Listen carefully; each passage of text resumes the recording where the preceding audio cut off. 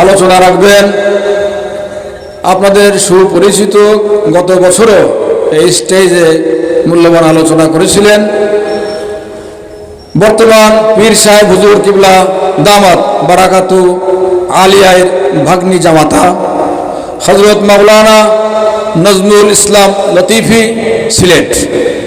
এখন আপনাদের সামনে মূল্যবান আলোচনা করবেন বর্তমান পীর সাহেব হুজুর কিবলা দামাত বারাকাতু আলিয়া এর ভাগ্নি জামাতা হযরত মাওলানা নজমুল ইসলাম লতিফি সিলেট।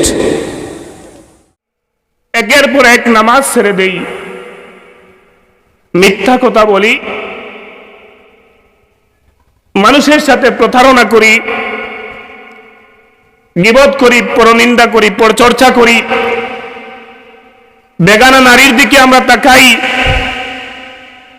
কিন্তু আমাদের মধ্যে এই অনুভূতি আসে না যে আমরা গুনাহ করছি। অন্তরে অনুভূতি আসবে, সেই অনুভূতি থেকে আপনার চোখের পানি ঝরবে, এটাই হচ্ছে তাওবা, আন-নাদামু তাওবা। এই হাদিসে আল্লাহর হাবিব সাল্লাল্লাহু আলাইহি ওয়াসাল্লাম বলছেন, তওবা হচ্ছে গুনাহ করার পরে আপনি পেরেশান হয়ে যাবেন, অস্থির হয়ে যাবেন যে আল্লাহ আমি গুনাহ করে ফেলেছি। এবার চিন্তা করব যে আমরা আসলে আমাদের তওবা কতটুকু হচ্ছে। এটা হলো এই একটা পরিচয়। আরেকটা হচ্ছে তাফসীরু বাহরিল উলুম, এর মধ্য থেকে যেটা বলবো, আব্দুল্লাহ ইবনে আব্বাস রাদিয়াল্লাহু তাআলা আনহু তিনি বলছেন যে আত-তাওবাতুন নাসুহা এটা তিনটা শর্ত। তাওবা নাসুহা এর শর্ত তিনটা। এক হচ্ছে আন-নাদামু বিল কলব, অন্তরে লজ্জিত হতে হবে, আপনার অন্তরে পেরেশানি আসবে, গুনাহ করার পরে অস্থির হয়ে যাবেন যে আমার আল্লাহ আমাকে মাফ করবেন কিনা। এই অস্থিরতা অন্তরে যখন আসবে, সেই অস্থিরতা থেকে আপনি মুখে স্বীকার করবেন ওয়াল ইস্তিগফারু বিল লিসান।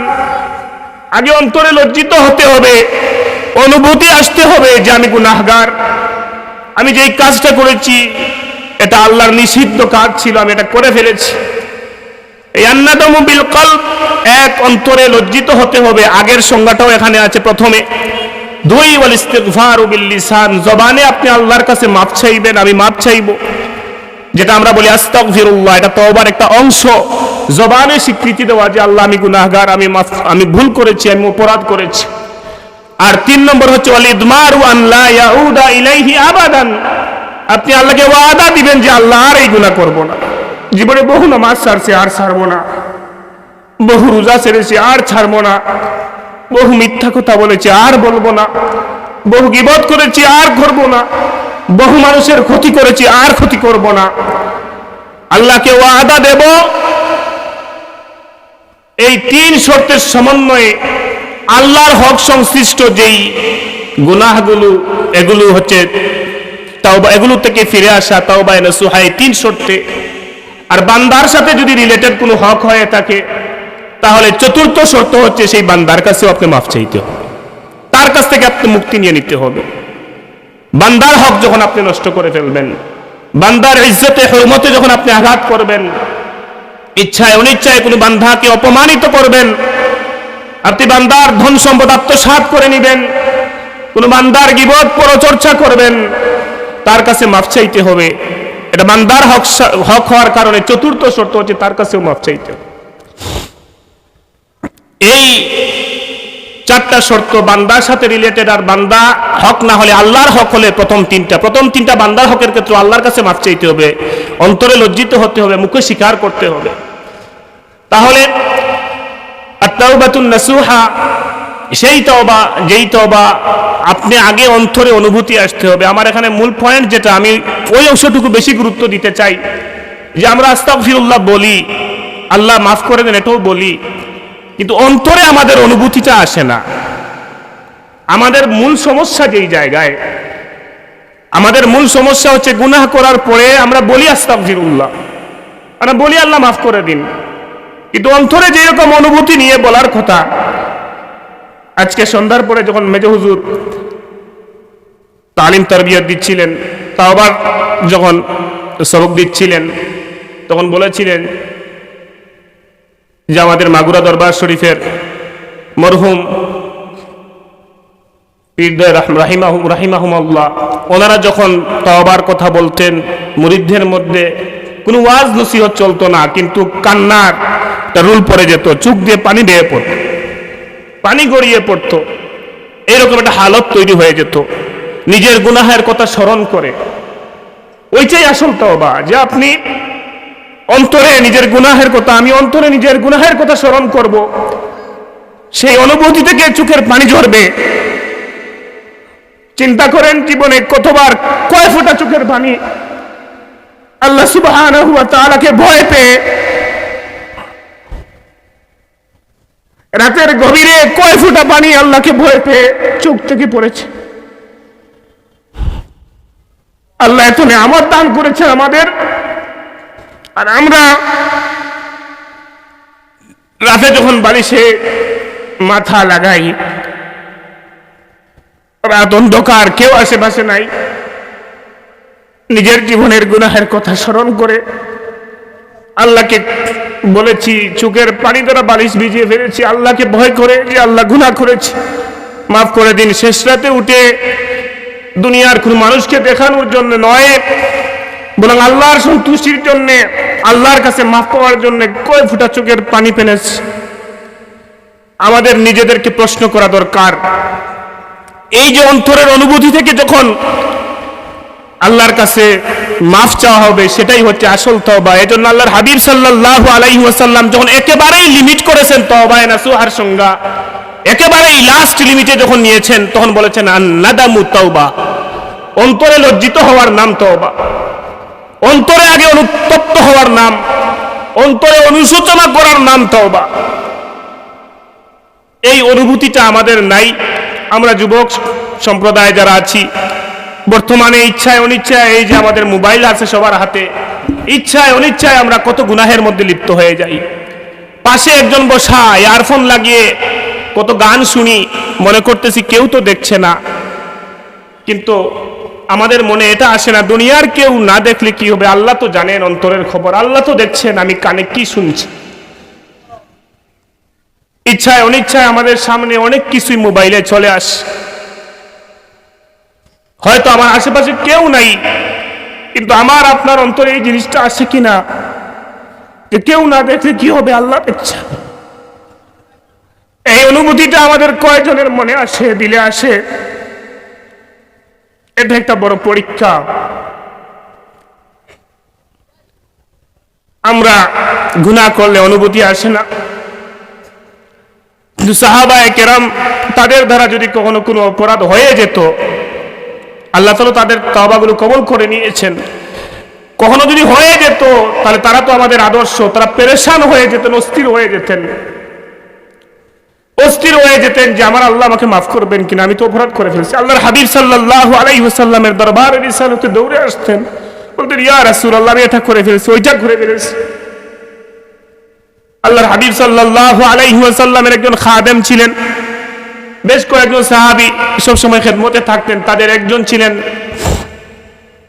সালাবা বিন আব্দুর রহমান রাদিয়াল্লাহু তাআলা আনহু, যুবক সাহাবী ছিলেন, আনসারী সাহাবী। আল্লাহর হাবিব সাল্লাল্লাহু আলাইহি ওয়াসাল্লামের খেদমত করতেন। যে কোনো জায়গায় আল্লাহর হাবিব সাল্লাল্লাহু আলাইহি ওয়াসাল্লাম গেলে জুতো মুবারক তার বুকের সাথে লাগিয়ে রাখতেন। একদিন আল্লাহর হাবিব সাল্লাল্লাহু আলাইহি ওয়াসাল্লাম সালাবা রাদিয়াল্লাহু তাআলা আনহুকে বললেন, হে সালাবা, তুমি যাও আমার এই কাজটা করে আসো, একটা কাজে পাঠাইছেন। যাচ্ছেন। দুই জামানায় আমাদের মতো, আমাদের জামানার মতো তো এত হাই ফাই ঘর বাড়ি ঘর দুয়ার ছিল না। তো তিনি যাচ্ছেন, যাওয়ার সময় আরেক সাহাবী ঘরের দিকে নজর দিয়েছেন, আর ওই সময় ঘরের পর্দাটা উঠে গেছে। একজন মহিলা গোসল করছিলেন, মহিলা সাহাবী। সাহাবীর সালাবা রাদিয়াল্লাহু তাআলা আনহু বেখেয়ালে প্রথমবার নজর চলে গেছে, চোখ ফিরিয়ে নিয়েছেন, কিন্তু কি যেন মনে আসছে, আরেকবার তাকিয়ে ফেলছেন। কাররারান নাজরা ইলাইহা, দ্বিতীয়বার নজর দিয়েছেন, এরপরেই চোখ ফিরানোর পরেই ঝরঝর করে চোখের পানি ফেলা শুরু করছেন আর বলছেন, আমি হলাম খাদিমুর রাসূল, আমি যে অপরাধ করে ফেললাম, প্রথমবার না হয় বেখেয়ালে তাকাইছিলাম, দ্বিতীয়বার যে তাকিয়ে ফেললাম, আমি আল্লাহর হাবিবের দরবারে রিসালতে কোন মুখ নিয়ে, কোন চেহারা নিয়ে আল্লাহর হাবিবের দরবারে দাঁড়াবো? আল্লাহর হাবিবের চেহারার দিকে আমি কিভাবে তাকাবো? আর আতঙ্কিত হয়ে গেলেন, আশঙ্কা করলেন, ভয় পেয়ে গেলেন যে আমি আল্লাহর হাবিবের দরবারে রিসালতে উপস্থিত হওয়ার আগেই যদি আল্লাহ তাআলা কোরআনে কারীমের আয়াত নাজিল করে দেন, ওহী নাজিল করে দেন আমার ব্যাপারে, যে আপনার অমুক সাহাবী এই অপরাধ করছে, কোন চেহারা নিয়ে আল্লাহর হাবিব সাল্লাল্লাহু আলাইহি ওয়াসাল্লামের দরবারে রিসালতে উপস্থিত হব? হযরতে সালাবা রাদিয়াল্লাহু তাআলা আনহু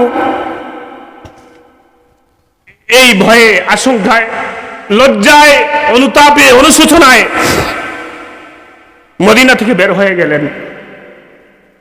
মক্কা মদিনার মাঝামাঝি যে পাহাড়গুলো ছিল, সেই পাহাড়গুলোর মধ্যে আশ্রয় নিলেন। ঝরঝর করে চোখের পানি ফেলছেন আর আল্লাহর কাছে জাহান্নাম থেকে নিজের অপরাধ মাফির জন্য আল্লাহর কাছে মাফ চাচ্ছেন। একদিন, 2 দিন নয়, 3 দিন নয়, প্রায় 40 দিন হয়ে গেছে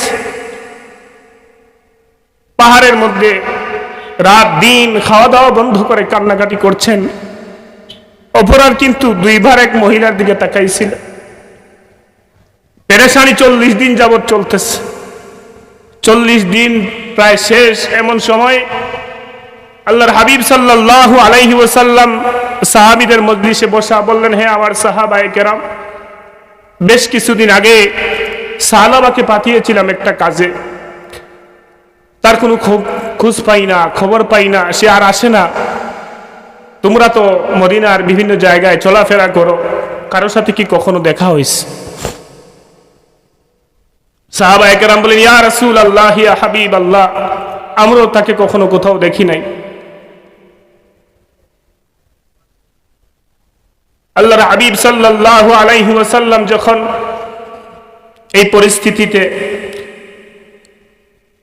আল্লাহর হাবিব এর দরবারে রিসালতে, দরবারে ইলাহি থেকে জিবরিল আমিন আগমন করলেন।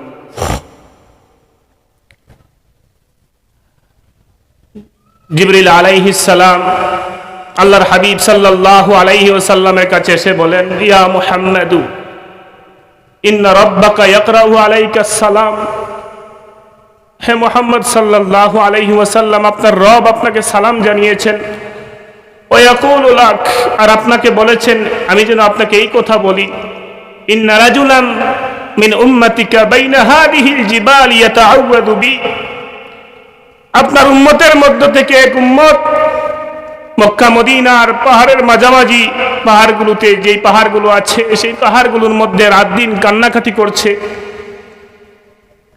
রাত দিন জাহান্নাম থেকে আমি আল্লাহর কাছে মাফ চাচ্ছে। আপনি যেই সালাবাকে খুঁজছেন তিনিই হলেন সেই সালাবা। আল্লাহর হাবিব সাল্লাল্লাহু আলাইহি ওয়াসাল্লাম সাথে সাথে হযরত ওমর ফারুক রাদিয়াল্লাহু তাআলা আনহু এবং হযরত সালমান ফারসি রাদিয়াল্লাহু তাআলা আনহুকে বললেন, হে ওমর, হে সালমান, যাও আমার সালাবাকে নিয়ে আসো। তার এমন কি হয়েছে যে সে আমার সামনে আসে না? এমন কি হলো যে সে আমার দরবারে রিসালতে আসে না? যাও তাকে নিয়ে আসো। মক্কা এবং মদিনার মাঝামাঝি যে পাহাড়গুলো আছে এই পাহাড়ে সে অবস্থান করছে। হযরত ওমর রাদিয়াল্লাহু তাআলা আনহু, হযরত সালমান ফারসি রাদিয়াল্লাহু তাআলা আনহু, তারা দুইজন গিয়ে খোঁজা শুরু করলেন। খুঁজতে খুঁজতে এক রাখালের সাথে দেখা হলো, যে রাখালের নাম ছিল জুফাফা। জুফাফাকে জিজ্ঞাসা করলেন, হে জুফাফা, তুমি কি কোনো যুবককে দেখেছো? এই পাহাড়ের আশেপাশে তো তুমি ছাগল ছড়াও, উট ছড়াও, কোনো যুবককে তুমি নজরে আসছে কিনা? জুফাফা বলল, আপনারা কি সেই ব্যক্তিকে খুঁজতেছেন যেই ব্যক্তি রাত দিন শুধু জাহান্নাম থেকে এমন ভাবে মাফ চায় আল্লাহর কাছে, মনে হচ্ছে যেন সে জাহান্নাম থেকে পালাতে চায়, জাহান্নাম থেকে পালাইতে চায়, এমন ভাবে আল্লাহর কাছে কান্নাকাটি করে? আপনারা কি সেই যুবককে খুঁজতেছেন কিনা? হযরত ওমর রাদিয়াল্লাহু তাআলা আনহু বলেন, তুমি কিভাবে জানলে সে জাহান্নাম থেকে পালাইতে চায়, আল্লাহকে ভয় করে কান্নাকাটি করছে, তুমি কিভাবে জান? বলে, রাত দিন তিনি কান্নাকাটি করেন, বিশেষ করে রাত যখন গভীর হয়, শেষ রাতে পাহাড় থেকে 2 হাত আকাশের দিকে উত্তোলন করে উপর থেকে নিচের দিকে নেমে আসেন আর বলতে থাকেন, ইয়া লাইতাকা কাবাত্তা রূহি ফিল আরওয়াহ ওয়া জাসাদি ফিল আজসাদ ওয়া লাম তুজাররিদনি লিফাসলিল কাদা। হায় আফসোস, হায় আল্লাহ, যদি আপনি আমাকে আমার রূহ কবজ করে ফেলতেন, আমার দেহকে যদি মাটির সাথে মিশিয়ে দিতেন, ওয়া লাম তুজাররিদনি লিফাসলিল কাদা, আর যদি আমাকে বিচার দিবসে উত্তোলন না করতেন, আমার জীবনে এটাই হতো সার্থকতা। আমি এই থেকে বুঝতে পারলাম যে তিনি হয়তো জীবনে কোনো অপরাধ করেছেন, যার কারণে তিনি এইভাবে রাত দিন কান্নাকাটি করেন। আপনারা যদি তাকে পেতে চান, শেষ রাত পর্যন্ত অপেক্ষা করুন, এমনিতেই তিনি উপর থেকে নেমে আসবেন। রাত যখন গভীর হলো, সাহাবা রাদিয়াল্লাহু তাআলা আনহু পাহাড় থেকে 2 হাত আকাশের দিকে উত্তোলন করে এই দোয়া করতে করতে নেমে আসতেছেন, ইয়া লাইতাকা কাবাত্তা রূহি ফিল আরওয়াহ ওয়া জাসাদি ফিল আজসাদ ওয়া লাম তুজাররিদনি লিফাসলিল কাদা। আল্লাহ আমাকে যদি আমার রূহ কবজ করে ফেলতেন, আমাকে যদি মাটির সাথে আমার দেহ মিশিয়ে দিতেন, আর যদি আমাকে বিচার দিবসের জন্য আলাদা না করে উত্তোলন করতেন, আমাকে যদি আপনি মাফ করে দিতেন। এইটা বলে চোখের পানি ফেলে কান্না করছেন আর পাহাড়ের উপর দিকে নিচের দিকে নেমে আসছেন। হযরত ওমর রাদিয়াল্লাহু তাআলা আনহু পিছন দিক থেকে তাকে জড়িয়ে ধরলেন। হযরত ওমর রাদিয়াল্লাহু তাআলা আনহুকে দেখার পরে বললেন, ভাই ওমর, ভাই সালমান, আমার ব্যাপারে মনে হয় ওহী নাযিল হয়ে গেছে। আল্লাহর হাবিব সাল্লাল্লাহু আলাইহি ওয়াসাল্লামের কাছে মনে হয় ওহী নাযিল হয়ে গেছে, আমি যে অপরাধ করেছি, এজন্য মনে হয় তোমরা আমার কাছে এসেছো। হযরত ওমর রাদিয়াল্লাহু তাআলা আনহু বললেন, ওহী নাযিল হয়েছে কিনা সেটা আমরা জানি না, কিন্তু আল্লাহর হাবিব সাল্লাল্লাহু আলাইহি ওয়াসাল্লাম আপনার ব্যাপারে গতকাল আলোচনা করছিলেন আর আমাদেরকে পাঠিয়েছেন আপনাকে নিয়ে যাওয়ার জন্য।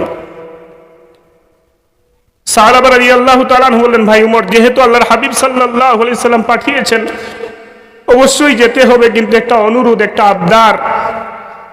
আল্লাহর হাবিব সাল্লাল্লাহু আলাইহি ওয়াসাল্লাম যখন মসজিদে নববীতে ইমামতি করবেন, ওই সময় আমাকে মসজিদে ঢুকাইবা।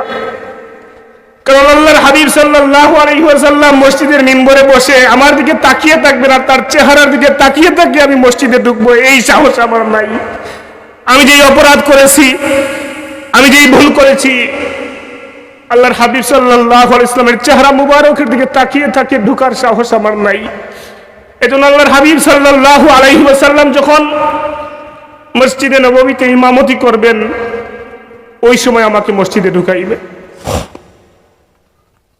হযরত ওমর রাদিয়াল্লাহু তাআলা আনহু বললেন, যেহেতু রাত গভীর, তাহাজ্জুদের ওয়াক্ত চলছে, এখন আমরা রওনা দেই। ফজরের নামাজে যখন আল্লাহর হাবিব সাল্লাল্লাহু আলাইহি সাল্লাম ইমামতি করবেন, আমরা ওই সময় মসজিদে তোমাকে ঢুকাবো।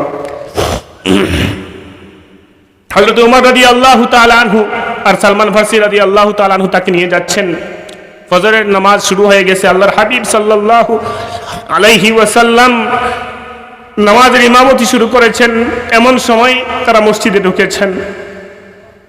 দীর্ঘ 40 দিন পর আল্লাহর হাবিব সাল্লাল্লাহু আলাইহি ওয়াসাল্লামের জবান মুবারকে যখন কোরআনে কারীমের তিলাওয়াতের আওয়াজ শুনলেন, আবেগে যে দীর্ঘদিন আল্লাহর হাবিবের জবান মুবারকের তেলাওয়াত শুনতে পারি নাই, 40 দিন পর যখন আজ আল্লাহর হাবিব সাল্লাল্লাহু আলাইহি ওয়াসাল্লামের জবান মুবারকের তিলাওয়াত শুনলেন, আবেগে নিজে বেহুশ হয়ে পড়ে গেলেন মাটিতে লুটিয়ে পড়েছেন হযরত সাহাবা রাদিয়াল্লাহু তাআলা। নামাজ শেষে আল্লাহর হাবিব সাল্লাল্লাহু আলাইহি ওয়াসাল্লাম বললেন, হে উমর, হে সালমান, তোমাদেরকে পাঠিয়েছিলাম সালাবাকে নিয়ে আসতে। মা ফাআলা সালাবা, সালাবার কি খবর, সালাবা কই?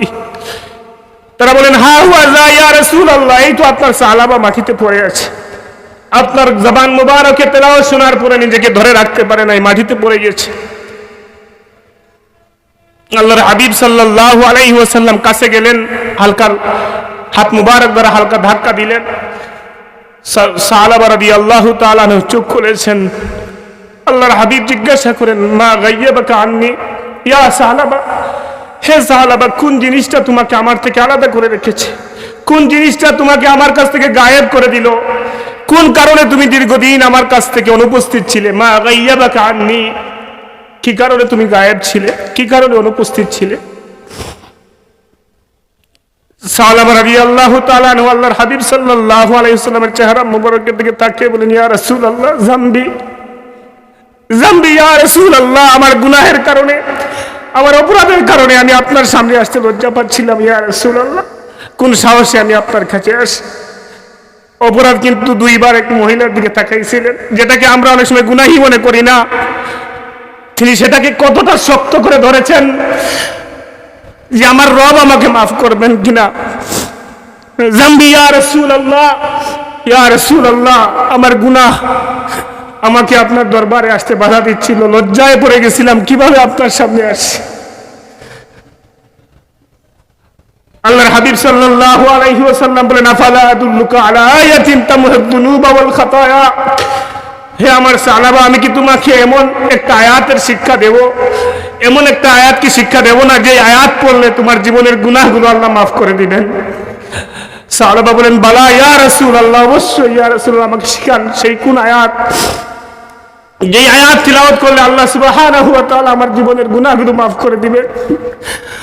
আল্লাহর হাবিব সাল্লাল্লাহু আলাইহি ওয়াসাল্লাম বললেন, কুল, বলো আমার সাথে, রব্বানা আতিনা ফিদ দুনিয়া হাসানাহ ওয়া ফিল আখিরাতি হাসানাহ ওয়া কিনা আযাবান নার। তুমি এই আয়াতে কারিমা পড়তে থাকো, আল্লাহ সুবহানাহু ওয়া তাআলা তোমার জীবনের গুনাহগুলো মাফ করে দিবেন। সালাবা রাদিয়াল্লাহু তাআলা আনহুর মন মানে না, তিনি বলেন, ইয়া রাসূলুল্লাহ, জামবি ইয়া রাসূলুল্লাহ, ইয়া আযম, ইয়া রাসূলুল্লাহ, আমার গুনাহ তো অনেক বড়, আল্লাহ কি মাফ করবে? ইয়া রাসূলুল্লাহ, আমার গুনাহ অনেক বড়, আল্লাহ কি মাফ করবেন? আল্লাহর হাবিব সাল্লাল্লাহু আলাইহি ওয়াসাল্লাম বললেন, বাল কালামুল্লাহি আযম, হে আমার সালাবা, তুমি যতই গুনাহ করো না কেন, আল্লাহর কালামের চাইতে বড় কিছু হতে পারে না। আমি তোমাকে আল্লাহর কালাম শিখিয়েছি, তুমি এটা পড়তে থাকো, তোমার গুনাহ আল্লাহ মাফ করে দিবেন। সালাবা রাদিয়াল্লাহু তাআলা আনহু 40 দিন খাওয়া দাওয়া বন্ধ, পেরেশানিতে, অস্থিরতায়। আল্লাহর হাবিব নির্দেশ দিলেন, যাও তার সেবা শুশ্রূষা করো, কিছু খাওয়াও। সাহাবায়ে কেরাম তাকে তার ঘরে নিয়ে গেলেন, সেবা শুশ্রূষা শুরু করলেন, খাওয়া দাওয়ার চেষ্টা করলেন, খাওয়া দাওয়া করানো, কিন্তু তিনি খেতে পারেন না। ওই পেরেশানি এখন রয়ে গেছে, আমার আল্লাহ আমাকে মাফ করেছেন কি, আমার আল্লাহ আমাকে মাফ করেছেন কিনা। পেরেশানি শেষ হয় না, আরো 8 দিন অসুস্থ অবস্থায়, 8 দিন যখন শেষ হলো, প্রায় 48 দিন শেষ। সালমান ফারসি রাদিয়াল্লাহু তাআলা আনহু বলেন, ইয়া রাসূলুল্লাহ, আপনার সাহাবী সালাবা এখন যে অবস্থায় আছেন, আমাদের মনে হচ্ছে না তিনি আর বেশিক্ষণ বাঁচবেন, আপনি যদি আসতেন। আল্লাহর হাবিব সাল্লাল্লাহু আলাইহি ওয়াসাল্লাম সালাবা রাদিয়াল্লাহু তাআলা আনহুর কাছে গেলেন। সালাবা রাদিয়াল্লাহু তাআলা আনহুর মাথা আল্লাহর হাবিব সাল্লাল্লাহু আলাইহি ওয়াসাল্লাম কুল মুবারকে রাখলেন। দুনিয়ার সমস্ত মুমিনদের আশা, এই আশা থাকে যে আমার মৌতের সময় যদি আল্লাহর হাবিব আমার মাথার কিনারায় থাকতেন। এই আকাঙ্ক্ষা প্রতিটা মুমিনের হৃদয়ে সবসময় গেঁথে থাকে যে আমার মৌতের সময় আল্লাহর হাবিব সাল্লাল্লাহু আলাইহি ওয়াসাল্লাম যদি আমার মাথার কাছে থাকতেন। সালাবা রাদিয়াল্লাহু তাআলা আনহুর মাথা আল্লাহর হাবিবের কুল মুবারকে। দুনিয়া এর চাইতে আর শ্রেষ্ঠ মৌত কি হতে পারে? দুনিয়া এর চাইতে আর শ্রেষ্ঠ জায়গা কি হতে পারে যে মৌতের সময়ে মাথা আল্লাহর হাবিব সাল্লাল্লাহু আলাইহি ওয়াসাল্লামের কুল মুবারকে থাকে। আল্লাহর হাবিব সাল্লাল্লাহু আলাইহি ওয়াসাল্লাম মাথা কুল মুবারক রাখেন, সালাবা রাদিয়াল্লাহু তাআলা মাথা সরিয়ে নেন। আল্লাহর হাবিব জিজ্ঞাসা করেন, লিমা যালতা রাসাকা আন হিজরি, হে সালাবা, মাথা সরিয়ে নিচ্ছে কেন? আমার খুব কি পছন্দ হয় না, তুই মাথা সরিয়ে নিচ্ছে কেন? সালাবা রাদিয়াল্লাহু জবাব কি ছিল জানেন? সালাবা রাদিয়াল্লাহু তাআলা জবাবে বলেছিলেন, ইয়া রাসূলুল্লাহ, লিআন্নাহু মালাআনুম মিনাদ দুনুব। ইয়া রাসূলুল্লাহ, আপনার কুল তো দুনিয়ার শ্রেষ্ঠ কুল। এই কুলে মাথা রাখার জন্য যেইভাবে মাথা গুনাহ থেকে গুনাহ মুক্ত রাখা উচিত ছিল, আমি সেইভাবে গুনাহ মুক্ত রাখতে পারি নাই। লিআন্নাহু মালানুম মিনাদ দুনুব, আমার মাথা গুনাহে ভর্তি। এই মাথা আপনার কুল মুবারকে রাখার যোগ্য না। আল্লাহর হাবিব সাল্লাল্লাহু আলাইহি ওয়াসাল্লাম জিজ্ঞাসা করলেন, মা তাশতাহি, তুমি কি চাও, তোমার মন কি চায়? কিছু খেতে চাও নাকি অন্য কি চাও? আল্লাহর হাবিব সাল্লাল্লাহু আলাইহি ওয়াসাল্লামের আল্লাহর হাবিব সাল্লাল্লাহু আলাইহি ওয়াসাল্লাম জীবনের শেষ মুহূর্তে তার সাহাবীকে জিজ্ঞাসা করছেন, সাহাবীর জীবনের শেষ মুহূর্তে তুমি কি চাও? তিনি কোনো খাবারের নাম উল্লেখ করেন নাই, তিনি বলেছেন মাগফিরাতা রাব্বি।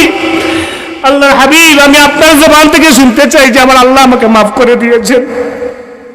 মাগফিরাতা রাব্বি, আমার জীবনের এই মুহূর্তে আমি আর কিছুই চাই না, আমি এই কথা শুনতে চাই আপনার জবান থেকে যে আমার রব আমাকে মাফ করে দিয়েছে।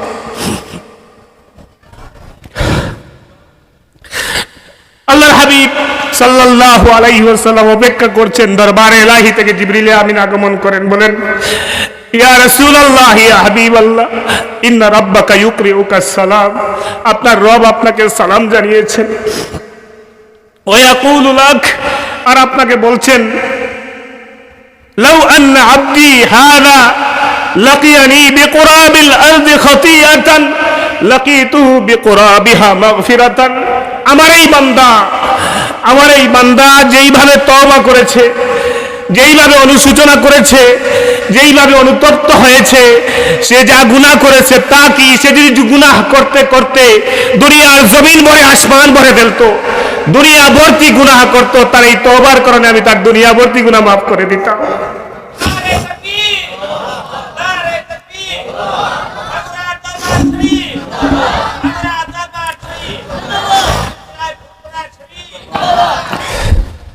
আল্লাহর হাবিব সাল্লাল্লাহু আলাইহি ওয়াসাল্লাম বললেন, সালাবা, ওহী নাজিল হয়েছে, জিবরিল আমিন আল্লাহর পক্ষ থেকে আমাকে জানিয়েছেন যে তোমার জীবনের গুনাহ আল্লাহ মাফ করে দিয়েছেন।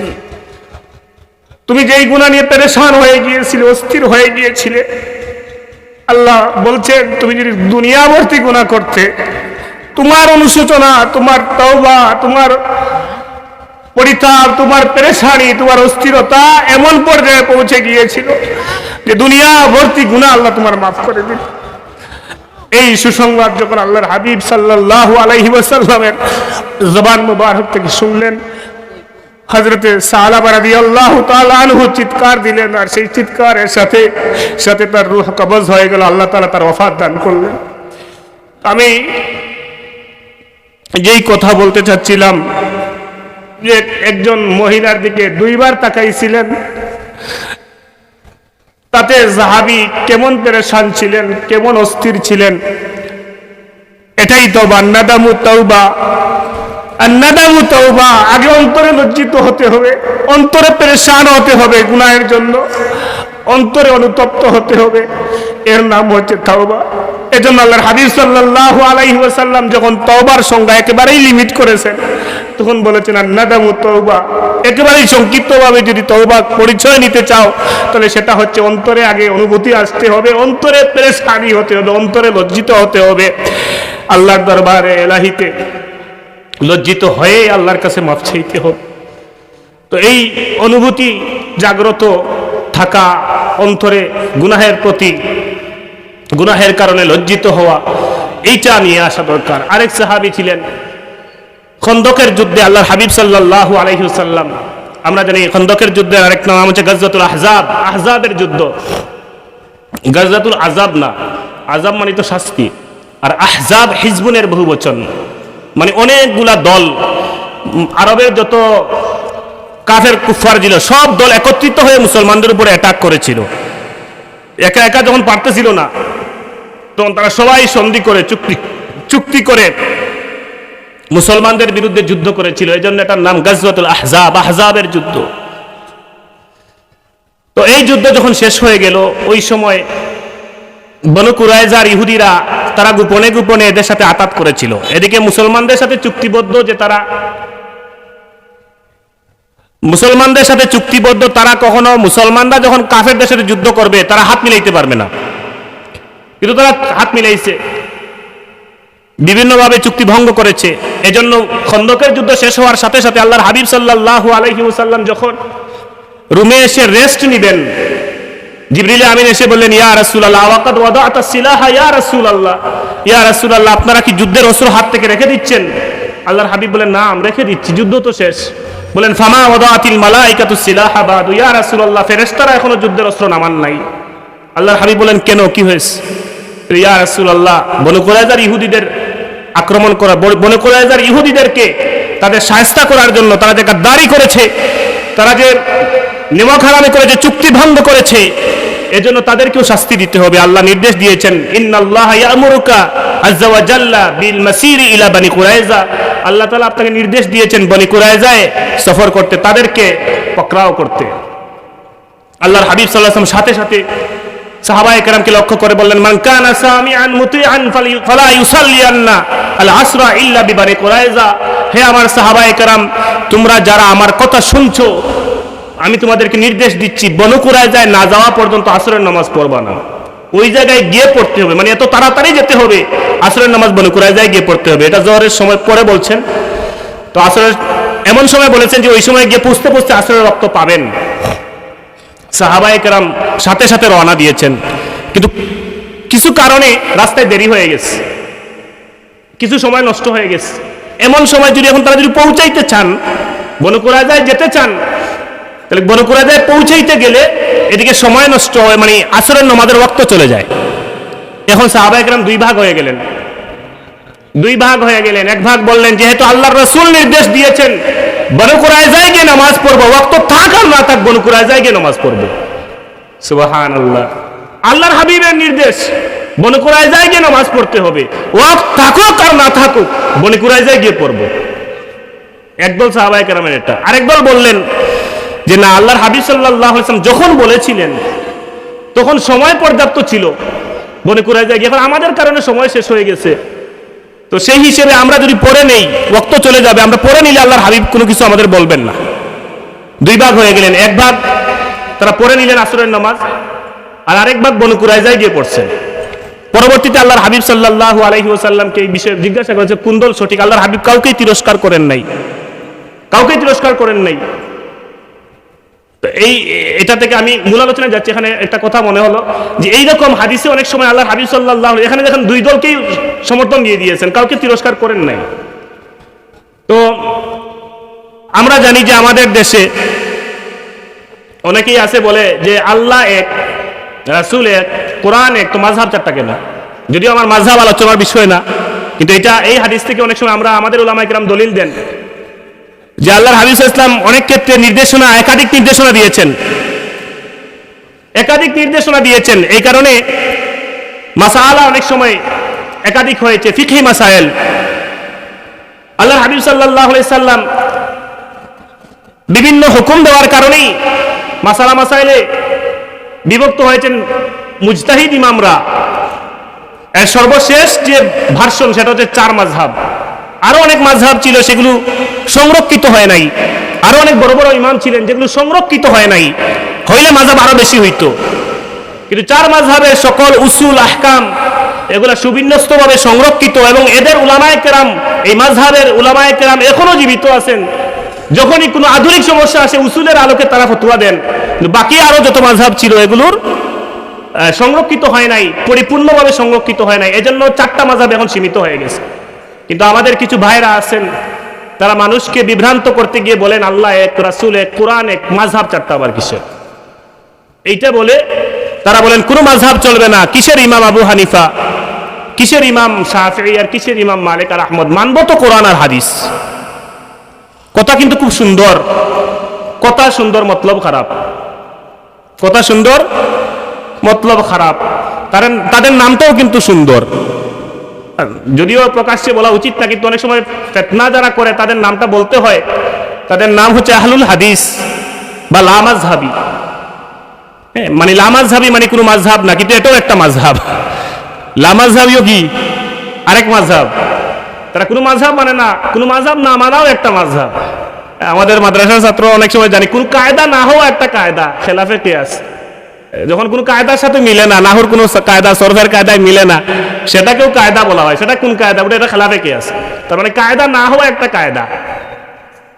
এবারে আমিল আমরা পড়ি, মাদ্রাসার ছাত্র যারা আছি, সরে মেয়াতে আমিলে, আমিলে মানবী আছে। আমিলে মানবী কি বলে? আমিল না হওয়া একটা আমিল, আমিল হয় নাই ওইটা একটা আমিল, ইবতেদা বা খুলু বলা হয় যেটাকে। যাই হোক, তো মাযহাব মানে না, সেটাও একটা মাযহাব, লা মাযহাবী।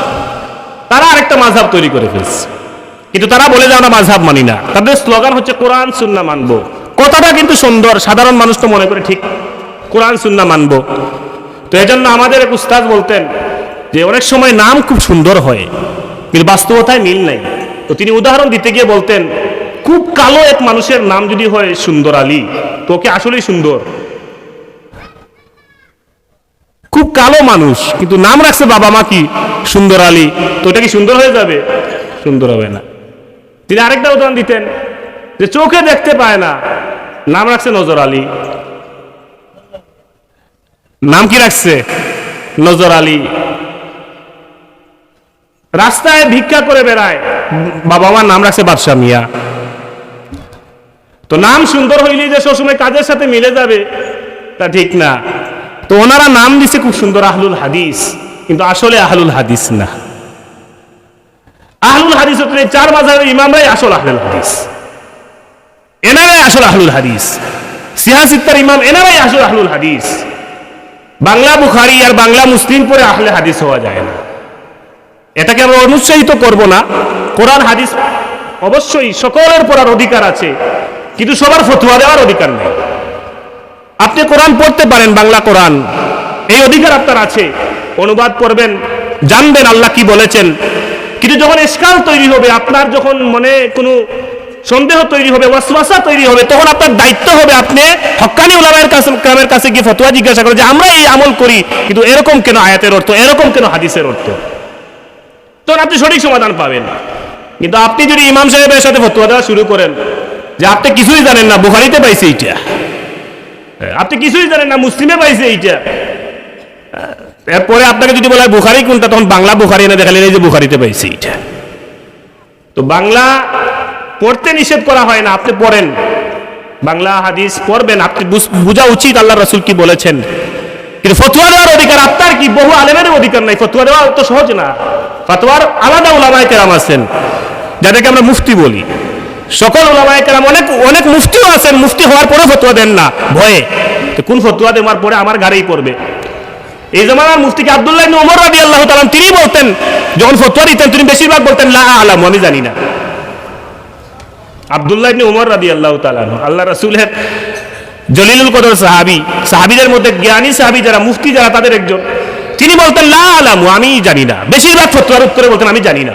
আর বলতেন মানুষ চায় আমাদের ঘাড়ের উপরে পা দিয়ে জান্নাতে চলে যেতে। তো তারা আল্লাহ রাসূলের সোহবতপ্রাপ্ত সাহাবী হওয়ার পরে তারা ফতোয়া দিতে চিন্তা করেছেন। আর আমরা বাংলা একটা দুইটা বুখারী বাংলা অর্থ পড়ে ফতোয়া দেওয়ার সাহস করি, এত দুঃসাহস দেখানো উচিত না। এজন্য মাযহাব এই কারণেই মানতে হয়, নিরাপদ থাকার জন্য। আপনি যদি গবেষণা করেন আর ভুল করেন, তাহলে আপনাকেই জবাবদিহি করতে হবে। আপনি গবেষণা করে আপনি আমল করবেন, ভুল করবেন, আপনাকে জবাবদিহি করতে হবে। কিন্তু আপনি যখন একটা মাযহাবের হাওলা হয়ে যাবেন, আমরা যেমন হানাফি মাযহাব অনুসরণ করি, একটা মাযহাবের হাওলা হবে, যে কোনো এক মাযহাব, চার মাযহাবই হক, কিন্তু মানতে হবে আবার একটা। এখন আবার যদি আরেক দল বের হয়েছে, এরা আবার বলে তো চারটাই যেহেতু হোক, চারটা থেকে মিলেমিশে আমরা কি করব, মানলেই তো হইল। এটা হচ্ছে নফসি মাযহাব হয়ে যায় আর কি। নিজের অন্তরের যে একটা খায়েশ আছে, তখন সব মাযহাবের সহজ সহজ জিনিস খুঁজবে। এজন্য উলামায়ে কেরাম এটারও সুযোগ দেন না। নাইলে বলবে কি জানেন, শাফিঈ মাযহাবে শীতকালে যদি হাত কেটে রক্ত একটু বের হয়, তাহলে কিন্তু শাফিঈ মাযহাবে ওযু যায় না। তখন বলবে যে আমি এখন শাফিঈ মাযহাব, যেহেতু শীতকালে ওযু করতে একটু কষ্ট হয়, আমি একটু এখন তো শাফিঈ মাযহাব। কিন্তু শাফিঈ মাযহাবে আরেকটা বিপদ আছে, যদি স্ত্রীকে টাচ করে, স্পর্শ করে, তাতে ওযু চলে যায়। কিন্তু হানাফি মাযহাবে টাচ করলে ওযু যায় না। কারণ একটু আগে তো ওযু করছে, মানে রক্ত বের হয়েছে, বলছে কি আমি শাফিঈ মাযহাব। এরপরে মনে করেন ঘরে গেছেন, কোনো কারণে ওয়াইফকে টাচ করেছে, এখন এসে বলবে যে আমি তো এখন হানাফি মাযহাব। কারণ হানাফি মাযহাবে তখন ওযু যায় না। তো এইরকম অবস্থা তৈরি হবে, এটা হয়ে যাবে একটা খেলতামাশার বিষয়। দিন কোনো খেলতামাশার বিষয় নয়। এজন্য যে কোনো এক মাযহাব মানতে হবে, যে কোনো এক মাযহাব মানতে হবে। আর যেহেতু ভারতীয় উপমহাদেশে হানাফি মাযহাবের উলামায়ে কেরাম এখনো জীবিত, বা এরাই হানাফি ফিকহ চর্চা করা হয়, এজন্য আপনি শাফি মাযহাব মানলে আটকিলে কিন্তু পাইবেন না আলেম। মালিকি মাযহাব মানবেন, আটকাইলে কোনো মাসালায় মালিকি মাযহাবের আলেম উলামা পাবেন না। এজন্য আমরা সাধারণ মানুষ যারা আছি, বা আমরা সাধারণ পর্যায়ের আলেম আমরা যারা আছি, আলেম না তো আমরা তো কম পড়ছি, যাই পড়ছি আমরা এতে ফতোয়া দেওয়ার অধিকার আমরারও নাই, আমাদেরও নাই। আমরাই হানাফি মাযহাব মানা উচিত। তো সেই জায়গায় তারা সবক দেয় সাধারণ মানুষকে, আলেমদেরকে না, সাধারণ মানুষদেরকে বলে যে আপনি কোরআন পড়বেন, হাদিস পড়বেন, আর নিজে নিজে আমল করবেন। এত বড় দুঃসাহস তারা দেখে। তো যাই হোক, আমি মাযহাব নিয়ে যেহেতু আলোচনা করবো না, এটা চলে আসলো। ওই যে বনে কুরায় যায়, সাহাবায়ে কেরাম দুই ভাগ হয়ে গেলেন। এক ভাগ বললেন যে আমরা গিয়ে বনে কুরায় যায় পড়বো, যেহেতু আল্লাহ রাসূলের নির্দেশ। আর আরেক ভাগ বললেন না, আল্লাহ রাসূল বলেছিলেন যখন তখন সময় ছিল হাতে, সুতরাং আমরা এখন পড়ে নেব। দুই দলকেই আল্লাহ রাসূল কাউকে তিরস্কার করেন নাই। এইভাবে বহু মাসালায় আল্লাহ রাসূল অনুমতি দিয়েছেন, বা প্রথমে একরকম আমল করেছেন, শেষে আরেক রকম আমল করেছেন। এক ইমাম এক একটা গ্রহণ করেছেন। এজন্য চার মাযহাবই হক। শাফি মাযহাবের ইমাম শাফি রাহিমাহুল্লাহ তিনি একটা গ্রহণ করেছেন, আবু হানিফা রাহিমাহুল্লাহ তিনি একটা গ্রহণ করেছেন। তো যাই হোক, আমি এই আলোচনা এখানে শেষ করলাম। আমি আমার মূল আলোচনায় আসি। তো সাহাবায়ে কেরাম বনু কুরায়জায় গেলেন। 25 দিন বনু কুরায়জাকে ঘেরাও করে রাখছেন। 25 দিন ঘেরাও করছেন, অবরোধ করছেন। 25 দিন পরে তারা একটু দুর্বল হয়েছে। দুর্বল হওয়ার পরে তারা এখন চিন্তা করছে যে আল্লাহর হাবিব সাল্লাল্লাহু আলাইহি ওয়াসাল্লামের কাছে আত্মসমর্পণ করা ছাড়া তো আর কোনো উপায় নাই, কিন্তু কিভাবে কি করব তারপরে একটা পরামর্শ নেই। তো আল্লাহর হাবিবের সাহাবীদের মধ্যে আবু লুবাবা ইবনে আব্দুল মুনজির রাদিয়াল্লাহু তাআলা আনহু, ওনার সাথে তাদের পূর্ব পরিচিতি একটু বেশি ছিল। তো তারা আল্লাহর হাবিবের কাছে একজন প্রতিনিধি পাঠাইলেন, বললেন যে আপনার সাহাবী আবু লুবাবাকে আমাদের কাছে একটু পাঠান, আমরা পরামর্শ করতে চাই, আমরা একটু পরামর্শ করতে চাই। আবু লুবাবা ইবনে আব্দুল মুনজির রাদিয়াল্লাহু তাআলা আনহুকে পাঠানো হলো। তিনি গেলেন। তারা বলল, ইয়া আবা লুবাবা আতারা আন নানজিলা আলা হুকমি মুহাম্মদ, তুমি কি মনে করো আমরা কি মুহাম্মদ সাল্লাল্লাহু আলাইহি ওয়াসাল্লামের হুকুম বা তার সিদ্ধান্ত বা তার কাছে আত্মসমর্পণ করে তার হুকুম মেনে নেব? তোমার পরামর্শ কি? আবু লুবাবা রাদিয়াল্লাহু তাআলা আনহু বললেন, নাম, অবশ্যই আত্মসমর্পণ তো করতেই হবে, এটা ছাড়া তো উপায়ই নেই।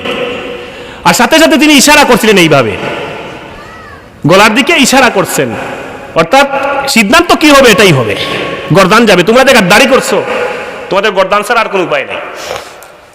এই কথা বলার পরে, যে ইশারা করছেন, এটা বলার পরে আবু লুবাবা রাদিয়াল্লাহু তাআলা আনহুর মধ্যে ভয় ঢুকে গেল। তিনি বলেন, আল্লাহি মা যালাত কদামায়া মিন মাকানিহিমা হাত্তা আরাফতু আন্নী কদ খুনতুল্লাহ ওয়া রাসূলা। যখনই আমি ইশারা করে ফেলছি তখন আমার ভিতরে ভয় ঢুকে গেল। আল্লাহর কসম করে বলে আমি মনে করছি আমার মাটি, পায়ের নিচের মাটি নাই, মাটি সরে গেছে। কেন? বলে আমি তো আল্লাহর রাসূল এবং আল্লাহর সাথে খেয়ানত করে ফেলছি। আল্লাহর হাবিব আমাকে পাঠিয়েছেন ঠিক, কিন্তু আমি তো সিদ্ধান্ত দেওয়ার তো অধিকার আমি রাখি না। আমি এটা কেন আল্লাহর হাবিবের গোপন সিদ্ধান্ত আমি বলে দিলাম কিসের জন্য? আমি তো খেয়ানত করে ফেলছি। এই পেরেশানিতে তিনি আসলেন মসজিদে নববীতে, এসে নিজেকে খুঁটির সাথে বাঁধছেন অপরাধীর মতো। খুঁটির সাথে, মসজিদে নববী খুঁটির সাথে দেখা পাচ্ছে, রওদা শরীফের কাছে এই খুঁটিটা আছে। এই জায়গায় যারা রিয়াজুল জান্নাতে ঢুকেন তারা এই খুঁটির কাছে গিয়ে অনেক সময় তওবা করেন, এটা মকবুল জায়গা। পরিচিত যারা তাদেরকে জিজ্ঞাসা করলে এই খুঁটিটা দেখিয়ে দেন, যে যেই জায়গায় আবু লুবাবা রাদিয়াল্লাহু তাআলা আনহুর তওবা কবুল হয়েছিল। তো এই জায়গায় তিনি নিজেকে বেঁধে রাখছেন আসামি হিসেবে, অপরাধী হিসেবে, যে আমি অপরাধ করছি, অন্যায় করেছি, আল্লাহ এবং আল্লাহ রাসূলের সাথে খেয়ানত করে ফেলেছি। যখন এই খবর আল্লাহর হাবিব সাল্লাল্লাহু আলাইহি ওয়াসাল্লামের কাছে গেল, যাওয়ার পরে শিশু হারায় গেছে,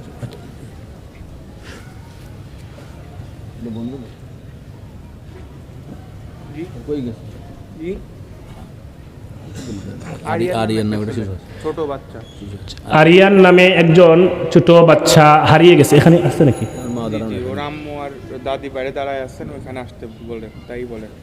আচ্ছা, আরিয়ান নামের ছোট বাচ্চাকে উদ্দেশ্য করে বলবো নাকি?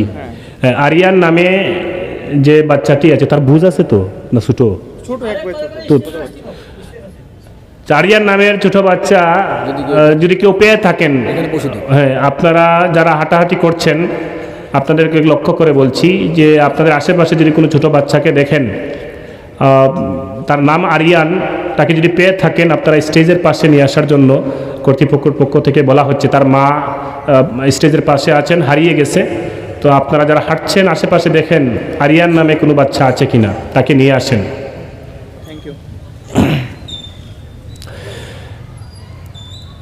তো বলছিলাম আবু লুবাবা রাদিয়াল্লাহু তাআলা আনহু, তিনি তিনি খুঁটির সাথে নিজেকে বেঁধে রাখছেন আর কসম করে বসলেন, আল্লাহি লা আদুকু তুআমান ওয়ালা শারাবান হাত্তা আমুতা আও ইয়াতুবাল্লাহু আলাইয়া। আল্লাহর কসম করে বলছি যে আল্লাহ হয় আমার তওবা কবুল করবেন, নয় আমি আজ এখানে না খেয়ে এখানেই মারা যাব, আমার হাতের বাঁধন খুলবো না। আমি অপরাধ করেছি, আল্লাহ আমার তওবা কবুল না করা পর্যন্ত এখান থেকে আমি উঠবো না। এই খবর আল্লাহর হাবিব সাল্লাল্লাহু আলাইহি ওয়াসাল্লামের কাছে গেল। আল্লাহর হাবিব সাল্লাল্লাহু আলাইহি ওয়াসাল্লাম বললেন, আবু লুবাবা যদি আমার কাছে আসতো তাহলে আমি তার পক্ষ হয়ে আল্লাহর কাছে মাফ চেয়ে নিতাম। তো সে যেটা করছে সেটাকে তিনি এভাবে ইজিলি দেখছেন, কিন্তু সে যেহেতু আমার কাছে না এসে আল্লাহর কাছে তওবার জন্য মসজিদে নববীতে বসেই গেছে, তাহলে আমি আল্লাহর সিদ্ধান্তের জন্যই অপেক্ষা করব। একদিন, 2 দিন, 3 দিন, 7 দিন হয়ে গেছে, রমজান মাস চলছে। সাহরির সময় আল্লাহর হাবিব সাল্লাল্লাহু আলাইহি ওয়াসাল্লাম 7 দিন পরে সাহরির সময় আল্লাহর হাবিব সাল্লাল্লাহু আলাইহি ওয়াসাল্লাম উম্মে সালামা রাদিয়াল্লাহু তাআলা আনহার ঘরে বসে সাহরি খাচ্ছিলেন। এমন সময় আল্লাহর হাবিব সাল্লাল্লাহু আলাইহি ওয়াসাল্লাম মুচকি হাসি দিচ্ছেন। তো উম্মে সালামা রাদিয়াল্লাহু তাআলা আনহা বলছেন, মিম্মা তাদহাকু ইয়া রাসূলুল্লাহ, আদহাকাল্লাহু সিন্নাক। ইয়া রাসূলুল্লাহ, আল্লাহ তাআলা আপনার চেহারায় সব সময় হাসিটা বজায় রাখুন, কিন্তু আমার জানতে ইচ্ছা করছে আপনি কেন মুচকি হাসি দিচ্ছেন। মিম্মা তাদহাক, কোন জিনিসে আপনাকে হাসাচ্ছে? আল্লাহর হাবিব সাল্লাল্লাহু আলাইহি ওয়াসাল্লাম বললেন, উম্মে সালামা তিবা আলা আবি লুবাবা, আমার সাহাবী আবু লুবাবা 7 দিন যাবত এই মসজিদে নববীর খুঁটিতে বাঁধা অবস্থায় আছে। আল্লাহ তাআলা তার তওবা কবুল করে নিয়েছে, ওহী নাজিল হয়েছে, আল্লাহ তাআলা তার তওবা কবুল করেছেন। উম্মে সালামা রাদিয়াল্লাহু তাআলা আনহা বলেন, আফালা উবাশশিরুহু ইয়া রাসূলুল্লাহ, ইয়া রাসূলুল্লাহ, আমি কি তাকে সুসংবাদ দেব? আমাদের দরজার পাশেই তো বসা। আল্লাহর হাবিব বলেন, ইনশিতে, তুমি চাইলে সুসংবাদ দিতে পারো। তিনি দরজার কাছে গিয়ে বললেন, ইয়া আবা লুবাবা আবশির আন্নাল্লাহ কাদ গফারা লাহ আন্নাল্লাহ তাবাল্লাহু আলাইক। হে আবু লুবাবা, সুসংবাদ গ্রহণ করো, আল্লাহর হাবিব আমাকে জানিয়েছেন যে তোমার তওবা আল্লাহ কবুল করেছেন। সুবহানাল্লাহ। ওই সময় সাহারির সময়, তাহাজ্জুদের সময় চলছে, অনেক সাহাবায়ে কেরাম আশেপাশে ছিলেন, তারা তো সাহারি খেয়েই মসজিদে নববীতে চলে আসতেন। তারা দৌড়ে আসতেন যে আল্লাহর পক্ষ থেকে আবু লুবাবার পক্ষে সমর্থন দিয়ে কোরআনে কারিমের আয়াত নাযিল হয়েছে, এটা মকবুল এক ব্যক্তি আর মকবুল জায়গা, আমরা গিয়ে তার হাতের বাঁধন খুলবো। দৌড়ায় আসছেন, আবু লুবাবা রাদিয়াল্লাহু তাআলা আনহুর হাতের বাঁধন খুলে দিবেন। আবু লুবাবা রাদিয়াল্লাহু তাআলা আনহু বলেন, আল্লাহি, আমার ভাইরা আল্লাহর কসম করে বলি তোমরা খুলবা না। লা হাত্তা ইয়াকুনা রাসূলুল্লাহি সাল্লাল্লাহু আলাইহি ওয়াসাল্লাম হুয়াল্লাযী ইউকলিকুনি বিয়াদিহি। আল্লাহ তাআলা তো খুশি হয়ে আয়াত নাযিল করেছেন, কিন্তু আমার রাসূল আমার উপর খুশি কিনা এটা বুঝবো কিভাবে? আল্লাহর হাবিব সাল্লাল্লাহু আলাইহি ওয়াসাল্লাম যখন নিজ হাত মুবারক দ্বারা আমার হাতের বাঁধন খুলবেন, তখন আমি এখান থেকে মুক্ত হব, এর আগ পর্যন্ত না। আল্লাহর হাবিব সাল্লাল্লাহু আলাইহি ওয়াসাল্লাম মসজিদে যখন নামাজে আসলেন, ফজরের নামাজে এসে তার হাতের বাঁধন খুলে দিলেন। সুবহানাল্লাহ। তো সাহাবায়ে কেরাম, প্রথমে যার কথা বলেছিলাম, প্রায় 48 দিন যাবত পেরেশানিতে ছিলেন, আর এই সাহাবী 7 দিন যাবত পেরেশানি করেছেন। অপরাধ কি? যে তিনি একটু ইশারা করে বলেছিলেন যে তোমাদের সিদ্ধান্ত হতে পারে যে গর্দান। তো এই অপরাধগুলোকে আমি আপনি কি বিবেচনা করতাম? এগুলো কিন্তু আমরা কিছু মনেই করতাম না, কিন্তু সাহাবায়ে কেরাম এক একটা বিষয়কে কেন্দ্র করে, আমার মূল টার্গেট এটাই ছিল যে তাওবার মূল বিষয়টা কেমন ছিল, যে তারা আমাদেরকে কি শিক্ষা দিয়েছেন তাদের জীবনী থেকে। আরেক মহিলা সাহাবী, তিনি ব্যভিচার করে ফেলেছিলেন, পরে এমন তওবা করেছিলেন, তওবা করার পরে হযরত আল্লাহর হাবিব তার জানাজার ইমামতি করেছেন। হযরত ওমর রাদিয়াল্লাহু প্রশ্ন করেন, ইয়া রাসূলুল্লাহ, আপনি এরকম একজন কাজ করেছে, এই মহিলা জানাজার আপনি পড়লেন। আল্লাহর হাবিব, হে ওমর থামো, লাকাদ তাবাত তাওবাতান লাউ ফাআলাত মিসলা যালিকা 70 মাররাতান লাকাদ তাবাল্লাহু আলাইহা। তুমি আর কথা বলবা না, এই মহিলা সে যেভাবে তওবা করেছে তার তওবা আল্লাহ এমন ভাবে কবুল করেছেন, সে যদি 70 বারেরও বেশি ব্যভিচার করে ফেলতো আল্লাহ সব গুনাহ মাফ করে দিতেন। সুবহান। এজন্য তওবা যদি তওবার মতো করা যায় তাহলে জীবনের গুনাহ এভাবেই আল্লাহ মাফ করে দেন। এই কারণে আল্লাহর রাসূল সাল্লাল্লাহু আলাইহি ওয়াসাল্লাম আরেক হাদিসে বলছেন, আত-তাইবু মিনাজ যামবি কামান লা যামবা লাহু, আত-তাইবু মিনাজ যামবি কামান লা যামবা লাহু। গুনাহ থেকে যখন কেউ তওবা করে ফেলে আর তার তওবা যদি আল্লাহ কবুল করে ফেলেন, তাহলে তার অবস্থা এমন হয় যেন সে জীবনে গুনাহই করে নাই, মায়ের পেট থেকে যেন দুনিয়ার জমিনে আসছে, কোনো গুনাহ নাই। মানুষ যখন জন্মগ্রহণ করে তখন কি তার কোনো গুনাহ থাকে? না, প্রাপ্তবয়স্ক হওয়ার পরে বিভিন্ন গুনাহ করে। এজন্য আল্লাহ রাসূল বলেছেন তওবার এত ফজিলত, আত-তাইবু মিনাজ যামবি কামান লা যামবা লাহু। তওবা যদি কেউ করে ফেলে, তওবার মতো যদি তওবা করতে পারে, তার জীবনের কোনো গুনাহ থাকে না। এজন্য আউলিয়া কেরাম তারা যতগুলো সবক দেন এর মধ্যে প্রাথমিক দিকের সবক থাকে যে সব সময় তওবার হালতে থাকবা, সব সময় তওবার হালতে থাকবা। এটা সকল হক্কানি আউলিয়া কেরামের একটা বড় সবক। সব হক্কানি, আপনি যে দরবারেই যাবেন দেখবেন তওবার হালত, তওবার সবক থাকবেই। আল্লাহর হাবিব সাল্লাল্লাহু আলাইহি সাল্লাম তিনি নিজে 100 বার তওবা করতেন, অথচ আল্লাহর হাবিব নিষ্পাপ, মাসুম। তিনি বলেন ইন্নী লা আস্তাগফিরুল্লাহ ওয়া আতুবু ইলাইহি ফিল ইয়াউমি মিআতা মাররা। আমি রাসূল দিনে 100 বার তওবা করি। যেই রাসূলের কোনো গুনাহ নাই, সগীরা কবিরা কোনো গুনাহ নাই, তিনি যদি 100 বার প্রত্যেকদিন তওবা ইস্তিগফার পাঠ করেন, আমি আপনি কতবার করা দরকার? আমার আপনার কতবার করা দরকার তওবা?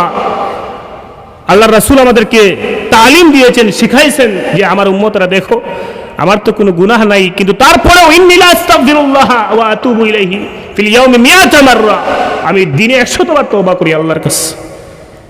এবার আমার আপনার প্রশ্ন করা উচিত, আল্লাহর হাবিব যদি নিষ্পাপ হওয়ার পরেও 100 বার তওবা করেন, আমাদের কতবার তওবা করা উচিত? এজন্য আউলিয়া কেরামের সবকের বড় সবক হচ্ছে তওবা করতে হবে, সবসময় তওবার হালতে থাকতে হবে।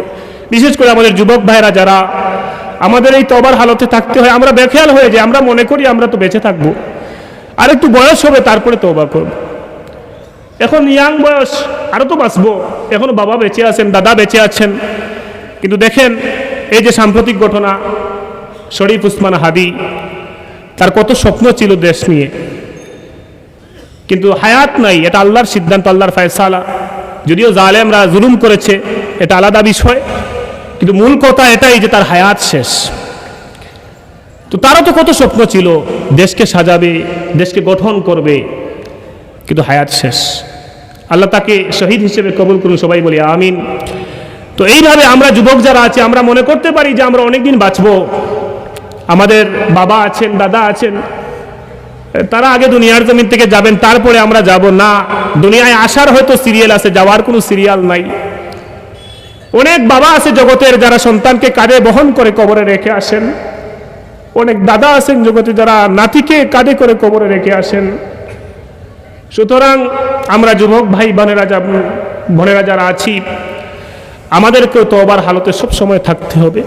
আল্লাহর হাবিব সাল্লাল্লাহু আলাইহি সাল্লাম বলেছেন হালাকাল মুসাউইফুন, হালাকাল মুসাউইফুন, যারা বলবে সাউফা আতুবু, মুসাউইফুন হচ্ছে যে সাউফা আতুবু, যারা বলে তওবা করব না, তওবা করব, এই তওবা করব এরকম যারা বলে, আল্লাহর রাসূল তাদেরকে বদদুয়া করেছেন, বলেছেন হালাকাল মুসাউইফুন, তওবা সাথে সাথে না করে ভবিষ্যতে করব যারা বলে, আল্লাহ এদের ধ্বংস করুক। এজন্য তওবা করব না, বরং তওবা করছি, গুনাহ যা করেছি তওবা করছি, পরে তওবা করব, এইরকম যারা বলে আরো কিছুদিন পরে করব, একটু বয়স হবে, বৃদ্ধ হব, হজ করব, উমরা করব, তারপরে ভালো হয়ে যাব, এর আগ পর্যন্ত যা আছে সব করে ফেলি। হালাকাল মুসাউইফুন, সাউফা আতুবু যারা বলবে, অচিরেই তওবা যারা করব, এরকম যারা বলবে, আল্লাহ রাসূল বলছেন এরা ধ্বংস হোক।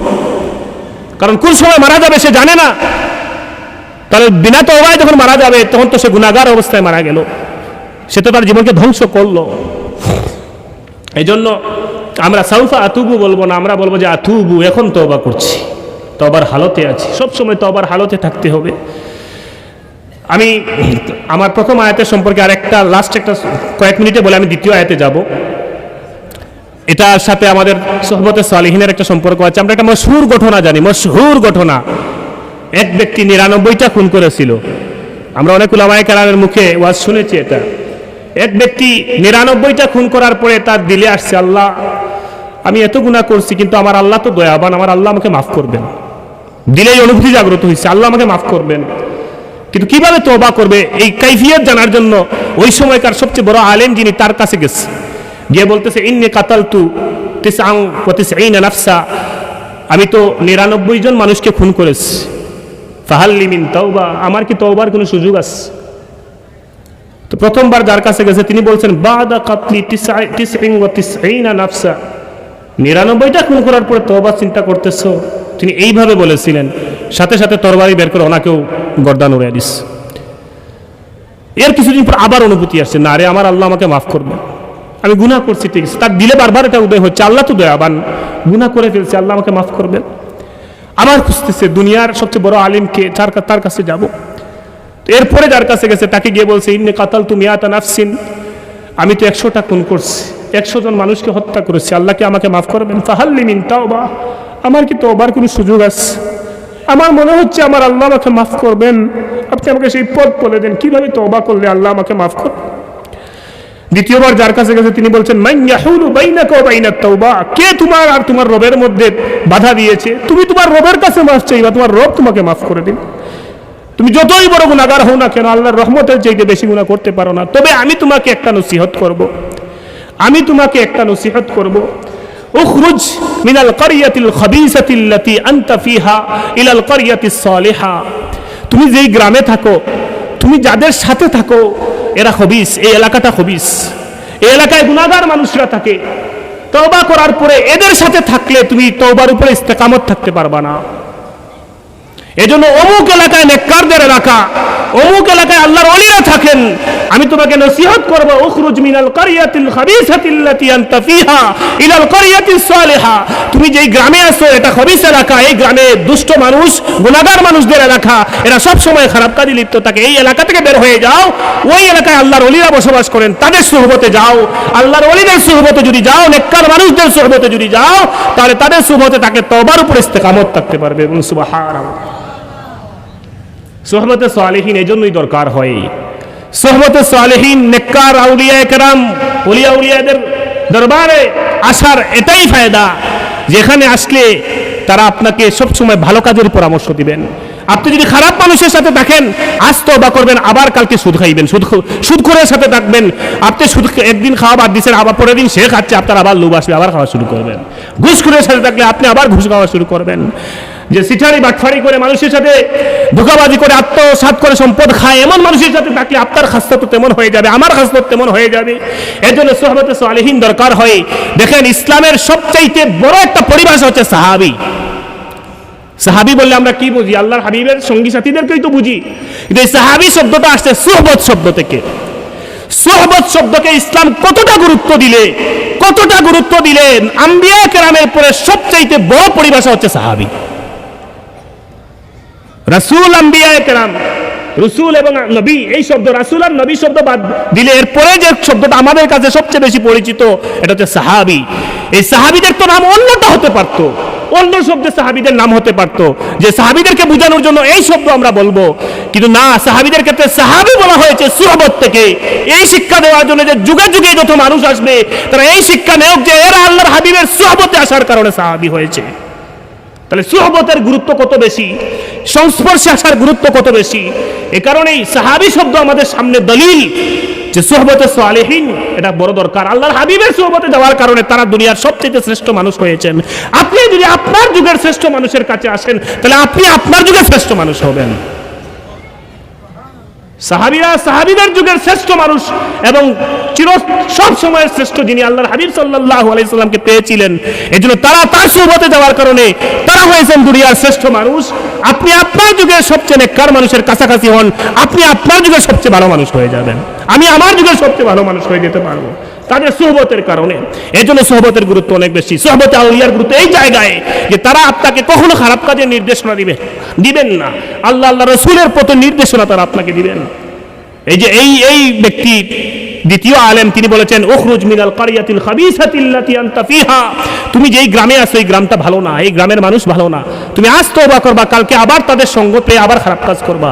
এজন্য আমার পরামর্শ হচ্ছে তওবা করো, আল্লাহ তো মাফ করবেন, এটা আমার বিশ্বাস, কিন্তু তওবার উপরে ইস্তেকামত থাকা দরকার। এজন্য তুমি তওবা করার পরে সুহবতে সালেহিন যেই জায়গায় নেককার মানুষরা থাকে ওই গ্রামে ফিরে যাও। এই লোকটা পরামর্শ শুনে সাথে সাথেই তওবা করেই বের হয়ে গেছে। রাস্তায় মালাকুল মউত হাজির, রূহ কবজ করেছেন। এখন রহমত এবং গজবের ফেরেশতারা সবাই এসে হাজির। গজবের ফেরেশতারা বলছে এই লোকটা এত খারাপ 100 জন মানুষকে হত্যা করেছে, আমরা তার রূহ নেব। আর রহমতের ফেরেশতারা বলছেন যদিও 100টা খুন করেছে কিন্তু সে তওবারত অবস্থায় বের হয়েছে। কারণ ফয়সালা কি, আল্লাহ তৃতীয় পক্ষ আরেক ফেরেশতাকে পাঠাইলেন আল্লাহর পক্ষ থেকে, বললেন যাও তুমি গিয়ে বলবা যে জমিন মাপামাপি করতে।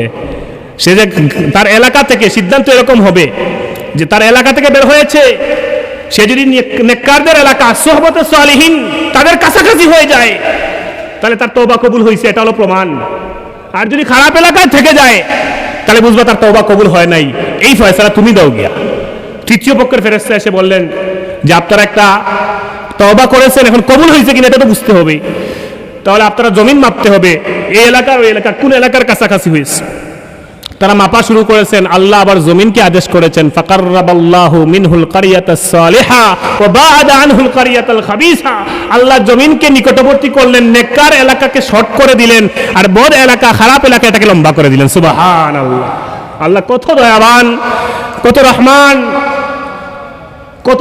কত রহমত আল্লাহ, যে 100টা খুন করার পরেও যখন দিল থেকে অনুভূতি এসেছে আমার আল্লাহ আমাকে মাফ করবেন, এজন্য আল্লাহ বান্দার সাথে তেমন আচরণ করেন বান্দা যেমন আল্লাহর ব্যাপারে ধারণা রাখে। বান্দা যদি মনে করে আমার আল্লাহ আমাকে মাফ করবেন না, মানে আল্লাহর ব্যাপারে তার ধারণা যদি এরকম খারাপ হয় তাহলে সে মাফ পাবে না। এজন্য সব সময় আল্লাহর ব্যাপারে সুধারণা রাখতে যে আমার আল্লাহ আমাকে মাফ করবেন, আমি যতই গুনাহগার হই না কেন আমার আল্লাহ আমাকে মাফ করবেন, আমার আল্লাহর রহমতের চাইতে আমি বেশি গুনাহ করতে পারি।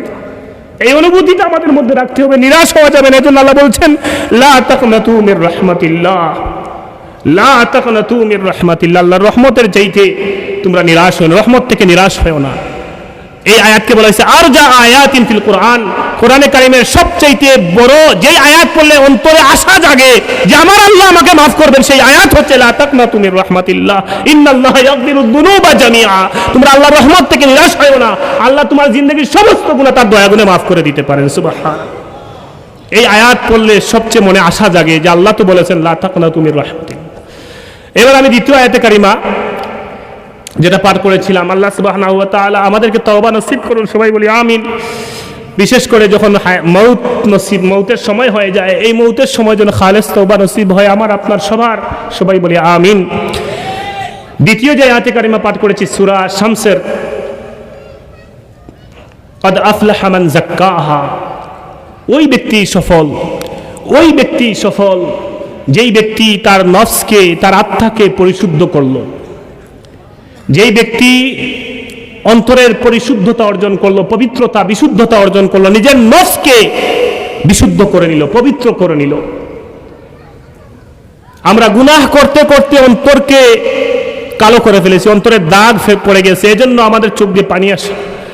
আমরা যেমন আল্লাহর কাছে হাত তুলি চোখে পানি আসে না, অন্তর পরিষ্কার না থাকায় চেষ্টা করলেও অনেকের দিল এত শক্ত হয়ে যায় যে চেষ্টা করি চোখে পানি আসে না, অনেক অনুনয় বিনয় করি তাও চোখে পানি আসে না। চোখে পানি আসে এটা যে কত বড় নেয়ামত, যাদের আসে না তারা বুঝে হায় আমার চোখে পানি আসে না। আল্লাহর কাছে হাত তুললে দিল কঠিন হয়ে গেলে চোখে পানি আসে না। এজন্য দিল পবিত্র পরিশুদ্ধ না হলে এটা যে কত বড় বদনসিব। আল্লাহ তাআলা আমাদের দিলকে নরম করে দেন, সবাই বলি আমিন। তো ক্বাদ আফলাহা মান যাক্কাহা, ওই ব্যক্তি তো সফল, অবশ্যই সফল। মাজির সিগা যখন বের হয়, ব্যবহৃত হয়, মাজির সিগা ব্যবহৃত হওয়া মানে এটাকে তাকিদ দেও, অতীতকালে কোনো কিছু ঘটে গেছে মানে নিশ্চিত হয়ে গেছে। এজন্য ওই ব্যক্তি অবশ্যই সফল হবে, যদিও মাজির সিগা, কিন্তু অর্থ হবে সফল হবে সেই ব্যক্তি যেই তার নফসকে পবিত্র করে ফেলবে, আত্মাকে পরিশুদ্ধ করবে, কলবকে পরিশুদ্ধ করে ফেলবে। আল্লাহর হাবিব সাল্লাল্লাহু আলাইহি ওয়াসাল্লাম হাদিস শরীফের মধ্যে বলেছেন, বিখ্যাত হাদিস, মাশহুর হাদিস, আলা ওয়া ইন্না ফিল জাসাদি মুদগা, মানুষের দেহের মধ্যে একটা গোশতের টুকরা আছে, ইদা সালুহাত সালুহাল জাসাদু কুল্লুহু, যখন এই গোশতের টুকরা পবিত্র হয়ে যায়, বিশুদ্ধ হয়ে যায়, তার সারা বডিটা বিশুদ্ধ হয়ে যায়, পবিত্র হয়ে যায়।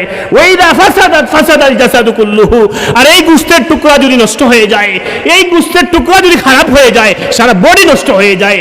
আলা ওয়া হিয়াল কলব, হে আমার সাহাবায়ে কেরাম শুনো, সেই গোশতের টুকরা হচ্ছে কলব। এজন্য আউলিয়ায়ে কেরাম তারা সবচাইতে বেশি কাজ করেন মানুষের কলব নিয়ে, মানুষের কলবকে বিশুদ্ধ করার কাজ তারা বেশি করেন। আপনার শরীর যদি অসুস্থ হয়, শরীরে যদি কোনো রোগ দেখা দেয়, দুনিয়ার ডাক্তারের কাছে গিয়ে অসুস্থতার চিকিৎসা নেওয়া যায়, কিন্তু আপনার অন্তর যদি অসুস্থ হয়ে যায়, আমার অন্তর যদি অসুস্থ হয়ে যায়, দুনিয়ার কোনো ডাক্তারের ক্ষমতা নাই আপনার অন্তরকে পরিশুদ্ধ করে দিতে। এজন্য অন্তরের চিকিৎসক হচ্ছেন আউলিয়ায়ে কেরাম।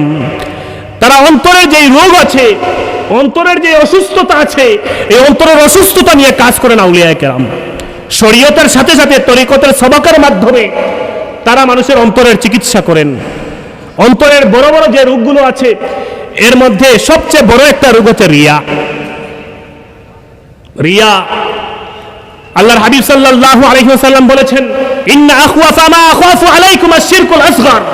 হে আমার সাহাবায়ে কেরাম, আমি তোমাদের ব্যাপারে সবচাইতে আশঙ্কা যে বিষয়ে করি, সেই বিষয়টা হচ্ছে যে তোমরা বড় শিরক করবে, এটা আশঙ্কা করি না, কিন্তু তোমরা ছোট্ট ছোট্ট শিরকে লিপ্ত হয়ে যাবে, এটা আমার সবচাইতে ভয়। সাহাবায়ে কেরাম জিজ্ঞাসা করেন, ওমাস শিরকুল আসগর ইয়া রাসূলুল্লাহ, শিরকে আসগর ছোট্ট শিরক সেটা কি ইয়া রাসূলুল্লাহ? আল্লাহর হাবিব সাল্লাল্লাহু আলাইহি ওয়াসাল্লাম বলেন, আর রিয়া, লোক দেখানো ইবাদত, ইবাদতে ইখলাস থাকবে না, আল্লাহর সন্তুষ্টি থাকবে না। মানুষ হজ করবে নামের আগে হাজি লাগানোর জন্য, আলহাজ লাগানোর জন্য, এই নিয়তে যদি কেউ হজ করে, অনেক মানুষ আছে হজ করে আসার পরে বলে হজ তো আল্লাহর রহমতে করে ফেলছি, এখন নামের আগে হাজি লাগিয়ে দিই। এরকম কেউ কেউ থাকেন, এখন অনেকটা কমছে এগুলা, উলামায়ে কেরামের ওয়াজের তাসিরে হয়তো। তো কেউ হজ যদি করে এই নিয়তে যে নামের আগে হাজি লাগাইব, এটা একটা ডিগ্রি যদি মনে করেন, আর এই নিয়তেই যদি হজ করেন, তাহলে তো ইখলাস খালেসভাবে আল্লাহর জন্য হইল না। দান সদকা করে অনেকেই, যে মানুষ যেন আমাকে দানবীর বলে, দানবীর। অমুকের বাড়িতে গেলে কেউ খালি হাতে ফিরে আসে না, এই নিয়তে কেউ যদি দান সদকা করে, জাকাতের মাল দিয়ে মাইকিং করে, আগে ভালো করে শোনায় যে অমুক জাকাত দিচ্ছে, তারপরে গরিবদেরকে ডেকে ডেকে এনে ভিক্ষুকের মতো দেয়, অথচ জাকাত গরিবদের হক। যিনি জাকাত যার উপর ফরজ, তিনি বাড়িতে গিয়ে পৌঁছায় দিবেন, সে এসে ভিক্ষুকের মতো আপনার কাছ থেকে নেবে, এমন নয়। কিন্তু আমরা মাইকিং করে মানুষকে জমা করি ভিক্ষুকের মতো জাকাতের হক দিই, অথচ জাকাত তার হক, আপনার উপরে ফরজ, আপনি তার বাড়িতে পৌঁছে দিবেন। আমার উপর যদি জাকাত ফরজ হয়, পৌঁছে দেবো তার বাড়ি না। আমরা পরিবেশকে নাম ফুটাইতে হবে দান সদকা করে, ইখলাস নাই, রিয়ায়। আমরা এই যে নির্বাচনের সময় আসছে, রাজনৈতিক কোনো কথাবার্তা আমরা বলবো না, কিন্তু অনেক মানুষ এমনি নামাজ পড়বেন না, কিন্তু এখন টুপি পরে বেড়াবেন, মানুষ যেন ভালো মানুষ মনে করে, মানুষ ভালো মানুষ মনে করে যে আমি খুব নামাজি মানুষ, আমাকে মানুষ ভোট দেবে। তো এইরকম যদি নির্বাচনী নামাজ হয়, তো এই নির্বাচনী নামাজ, এটা তো আল্লাহর জন্য নামাজ হয় না।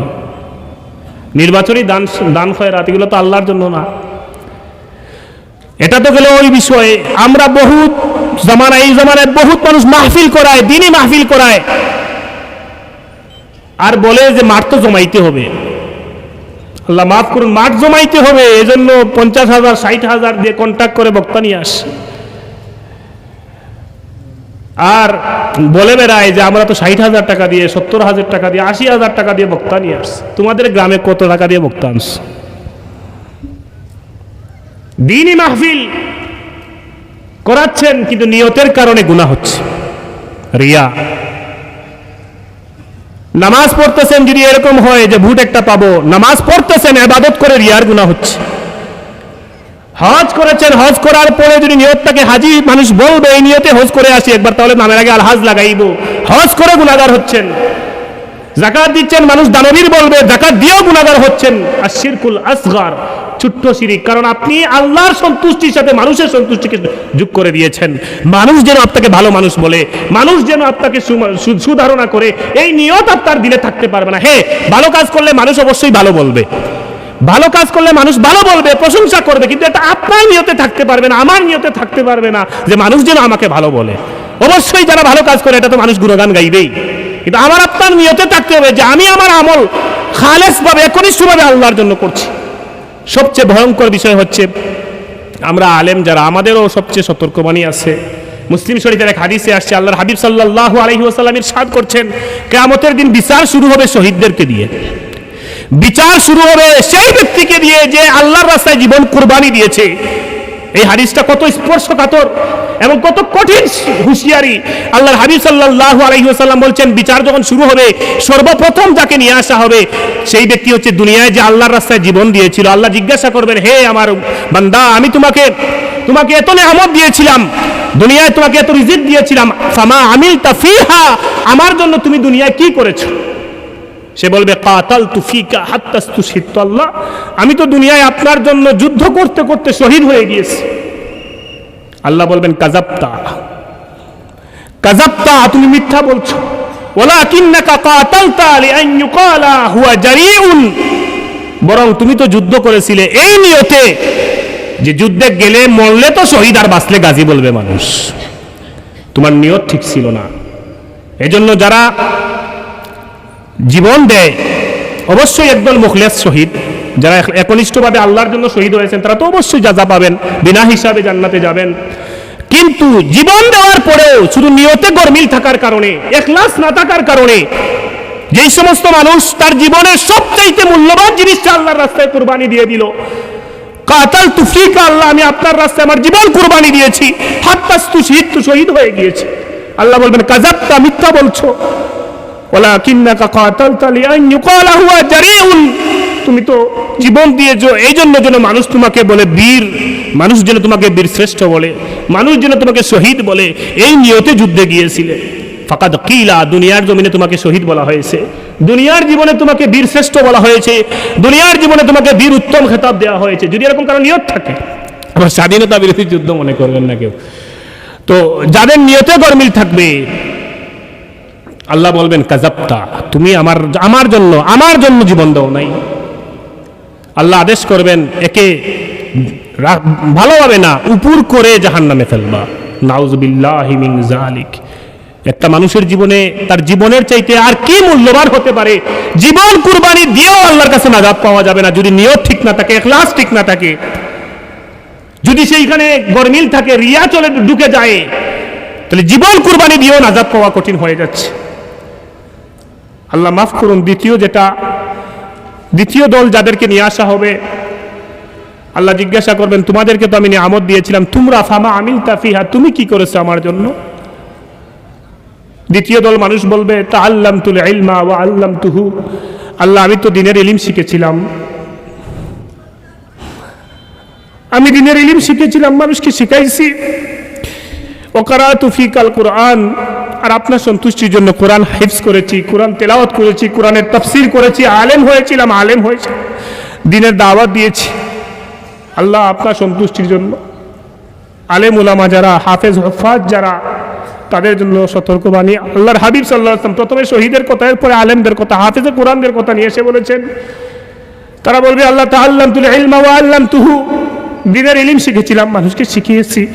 ওয়া কারাতু ফিকাল কুরআন, আর আপনার সন্তুষ্টির জন্য দুনিয়ার জীবনে কোরআন হিফজ করেছি, আপনার সন্তুষ্টির জন্য দুনিয়ার জীবনে কোরআন পড়েছি, কোরআনের তাফসীর পড়েছি, করেছি।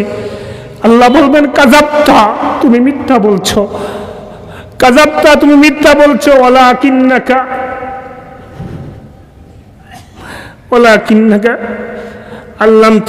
তাআল্লামতাল ইলমা লিআন ইউকালা আলিমুন, তুমি ইলম শিখেছিলে, মানুষ তোমাকে আলেম বলবে। তুমি কোরআন পড়েছিলে, মানুষ তোমাকে কারি সাহেব বলবে। আমার সন্তুষ্টির জন্য পড়ো নাই। ফাকাদ কিলা, দুনিয়ার জমিনে তোমাকে আলেম বলা হয়ে গেছে, তোমার জাযা তুমি পেয়ে গেছো। দুনিয়ার জমিনে তোমাকে হাফেজে কোরআন বলা হয়েছে, তোমার জাযা তুমি পেয়ে গেছো। আমার কাছে কোনো জাযা নাই। আল্লাহ আমাদের মাফ করুন। আমরা যেন আমাদের খালেস, আমি আমাকে নসিহত করছি, আমার ছাত্র ভাইয়েরা যারা আছেন তাদেরকে নসিহত করছি, আমরা যেন আমাদের নিয়তকে শুদ্ধ করতে পারি, আল্লাহর সন্তুষ্টির জন্য যেন আমরা দ্বীনের ইলম শিখতে পারি, এটা প্রচার করতে পারি। কোরআনের হিফজটা যেন শুধুমাত্র আল্লাহর সন্তুষ্টির জন্য হয়, কোরআনের ইলম অর্জন করা, দ্বীনের ইলম অর্জন করা যেন আল্লাহর সন্তুষ্টির জন্য হয়। আল্লাহ একদল মানুষকে বলবেন যাদের নিয়ত ঠিক থাকবে না, বলবেন কাযাবতা, তুমি মিথ্যা বলছো। তুমি তো আলেম হয়েছিলে, মানুষ তোমাকে আলেম বলবে। তুমি তো হাফেজ হয়েছিলে, মানুষ তোমাকে হাফেজ বলবে। এই নিয়ত তোমার ছিল, তুমি আমার সন্তুষ্টির জন্য কোরআনের হাফেজ হও নাই, আমার সন্তুষ্টির জন্য তুমি আলেম হও নাই। ফাকাদ কিলা, তোমাকে দুনিয়ায় আলেম বলা হয়েছে, তোমাকে দুনিয়ায় আল্লামা বলা হয়েছে, তোমাকে দুনিয়ায় মাওলানা বলা হয়েছে, তোমার নিয়ত অনুযায়ী তোমাকে দুনিয়ায় হাফেজ বলা হয়েছে। তুমি যেই নিয়ত করেছিলে সেই জাযা পেয়ে গেছো, আমার কাছে কোনো জাযা নাই। ফেরেশতাদেরকে বলবেন এদেরকেও উপর করে জাহান্নামে। নাউযুবিল্লাহি মিন যালিক। আল্লাহ যেন আমাদেরকে এই কাতারে অন্তর্ভুক্ত না করেন। সবাই বলি আমিন। 3 নম্বর যাদেরকে নিয়ে আসা হবে, তাদেরকে আল্লাহ বলবেন ফামা আমিলতা ফিহা, তোমাকেও আমি নিয়ামত দিয়েছিলাম, কি করেছো আমার জন্য? তৃতীয় শ্রেণীর যারা ধনী মানুষ তারা বলবে আল্লাহ মা তারাকতু মিন সাবিলিন তুহিব্বু আন ইউনফাকা ফিহা ইল্লা আনফাকতু ফিহা লাকা। আল্লাহ আপনার কোরআন এবং হাদিস অনুযায়ী, আল্লাহ রাসূলের হাদিস অনুযায়ী যত রাস্তা ছিল দান সদকা করার, এমন কোনো রাস্তা নাই যে রাস্তায় আমি দান সদকা করি নাই। আমার সমস্ত ধন সম্পদ আপনি যত রাস্তা পছন্দ করেন সমস্ত রাস্তায় দান সদকা করে আসছি দুনিয়ায়। আপনি আমাকে ধন দিয়েছিলেন, আমি শুকরিয়া আদায় করেছি আল্লাহ আপনার সন্তুষ্টির জন্য। আল্লাহ বলবেন কাযাবতা, তুমিও মিথ্যা বলছো, তুমি আমার সন্তুষ্টির জন্য দান করো নাই। ওয়ালাকিন্নাকা ফাআলতা লিআন ইউকালা হুয়া জাওয়াদ, বরং তুমি দুনিয়ায় দান করেছিলে মানুষ যেন তোমাকে দানবীর বলে। দানবীর এই নিয়ত তোমার ছিল। ফাকাদ কিলা, দুনিয়ার জমিনে তোমাকে দানবীর বলা হয়েছে, দুনিয়ার জমিনে তোমাকে দাতা বলা হয়েছে, দুনিয়ার জমিনে তোমার দানশীলতার পরিচয় গুণগান মানুষ করেছে। তুমি যা চেয়েছিলে তা পেয়ে গেছো, আজকে আমার কাছে তোমার কোনো যা নাই। এজন্য আল্লাহর হাবিবের সাহাবী হুসাইন রাদিয়াল্লাহু তাআলা আনহুর ছেলে আলী বিন হুসাইন, যাকে আমরা জাইনুল আবিদিন রাদিয়াল্লাহু তাআলা আনহু বলি, তিনি দান সদকা যখন করতেন তাকে বাহ্যিকভাবে মানুষ কৃপণ ধারণা করত, কৃপণ, কারণ প্রকাশ্যে কখনো দান করতেন না। এজন্য তিনি তার হায়াতে জিন্দেগিতে মানুষ তাকে কৃপণ ধারণা করত, মনে করতো যে আল্লাহর হাবিবের বংশধর ঠিক, কিন্তু তিনি দান সদকা তেমন একটা করেন না, কারণ কেউ কখনো দেখে নাই প্রকাশ্যে দান করতে। কিন্তু তিনি যখন মারা গেছেন, মারা যাওয়ার পরে যারা জানাজার গোসল দিয়েছেন তারা দেখেন পিঠে শুধু দাগ। জাইনুল আবিদিন রাদিয়াল্লাহু রাহমাতুল্লাহি আলাইহি, তার পিঠে শুধু দাগ, বোঝা বহন করার দাগ। এবং তিনি মারা যাওয়ার পরের দিন থেকে মদিনায় প্রায় 100 পরিবারের মানুষ না খেয়েছিল। এই 100টা পরিবার ফজরের সময়, সাহরির সময় দরজা খুললে দেখতো দরজার সামনে খাবার হাজির। কে রেখে যেত কেউ জানতো না।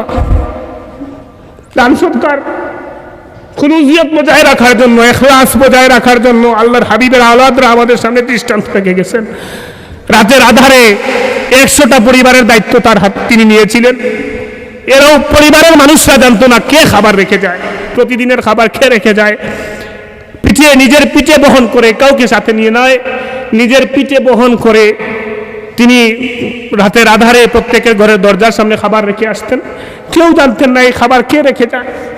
কিন্তু তার ইন্তেকালের পরে যখন আর খাবার আসে না, 100টা পরিবার যখন না খেয়ে, তখন তারা বুঝলেন আর কেউ নয়, তিনি হচ্ছেন জাইনুল আবিদিন, যিনি জীবিত থাকা অবস্থায় আমাদের ঘরের দরজার সামনে রাতের আধারে খাবার রেখে যেত। এটা ছিল খুলুজিয়ত। তিনি বলতেন যে আল্লাহর রাগ, আল্লাহর ক্রোধ এটা নির্বাপিত করে গোপন সদকা, এই কথা তিনি সব সময় বলতেন। কিন্তু মানুষ তাকে কৃপণ মনে করতো, কারণ তিনি প্রকাশ্যে কখনো দান করেন নাই।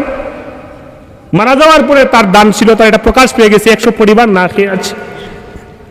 আমরা কিছু দান করলে এটাকে বলে বেড়াই, কিন্তু আল্লাহর হাবিবের আওলাদরা দৃষ্টান্ত রেখে গেছেন। তো কিয়ামতের দিন এই যারা দানবীর হওয়ার উদ্দেশ্যে দান করবে, আল্লাহ বলবেন কাযাবতা, তুমি মিথ্যা বলছো, তুমি তো দান সদকা করেছো, তোমাকে মানুষ যেন দানবীর বলে।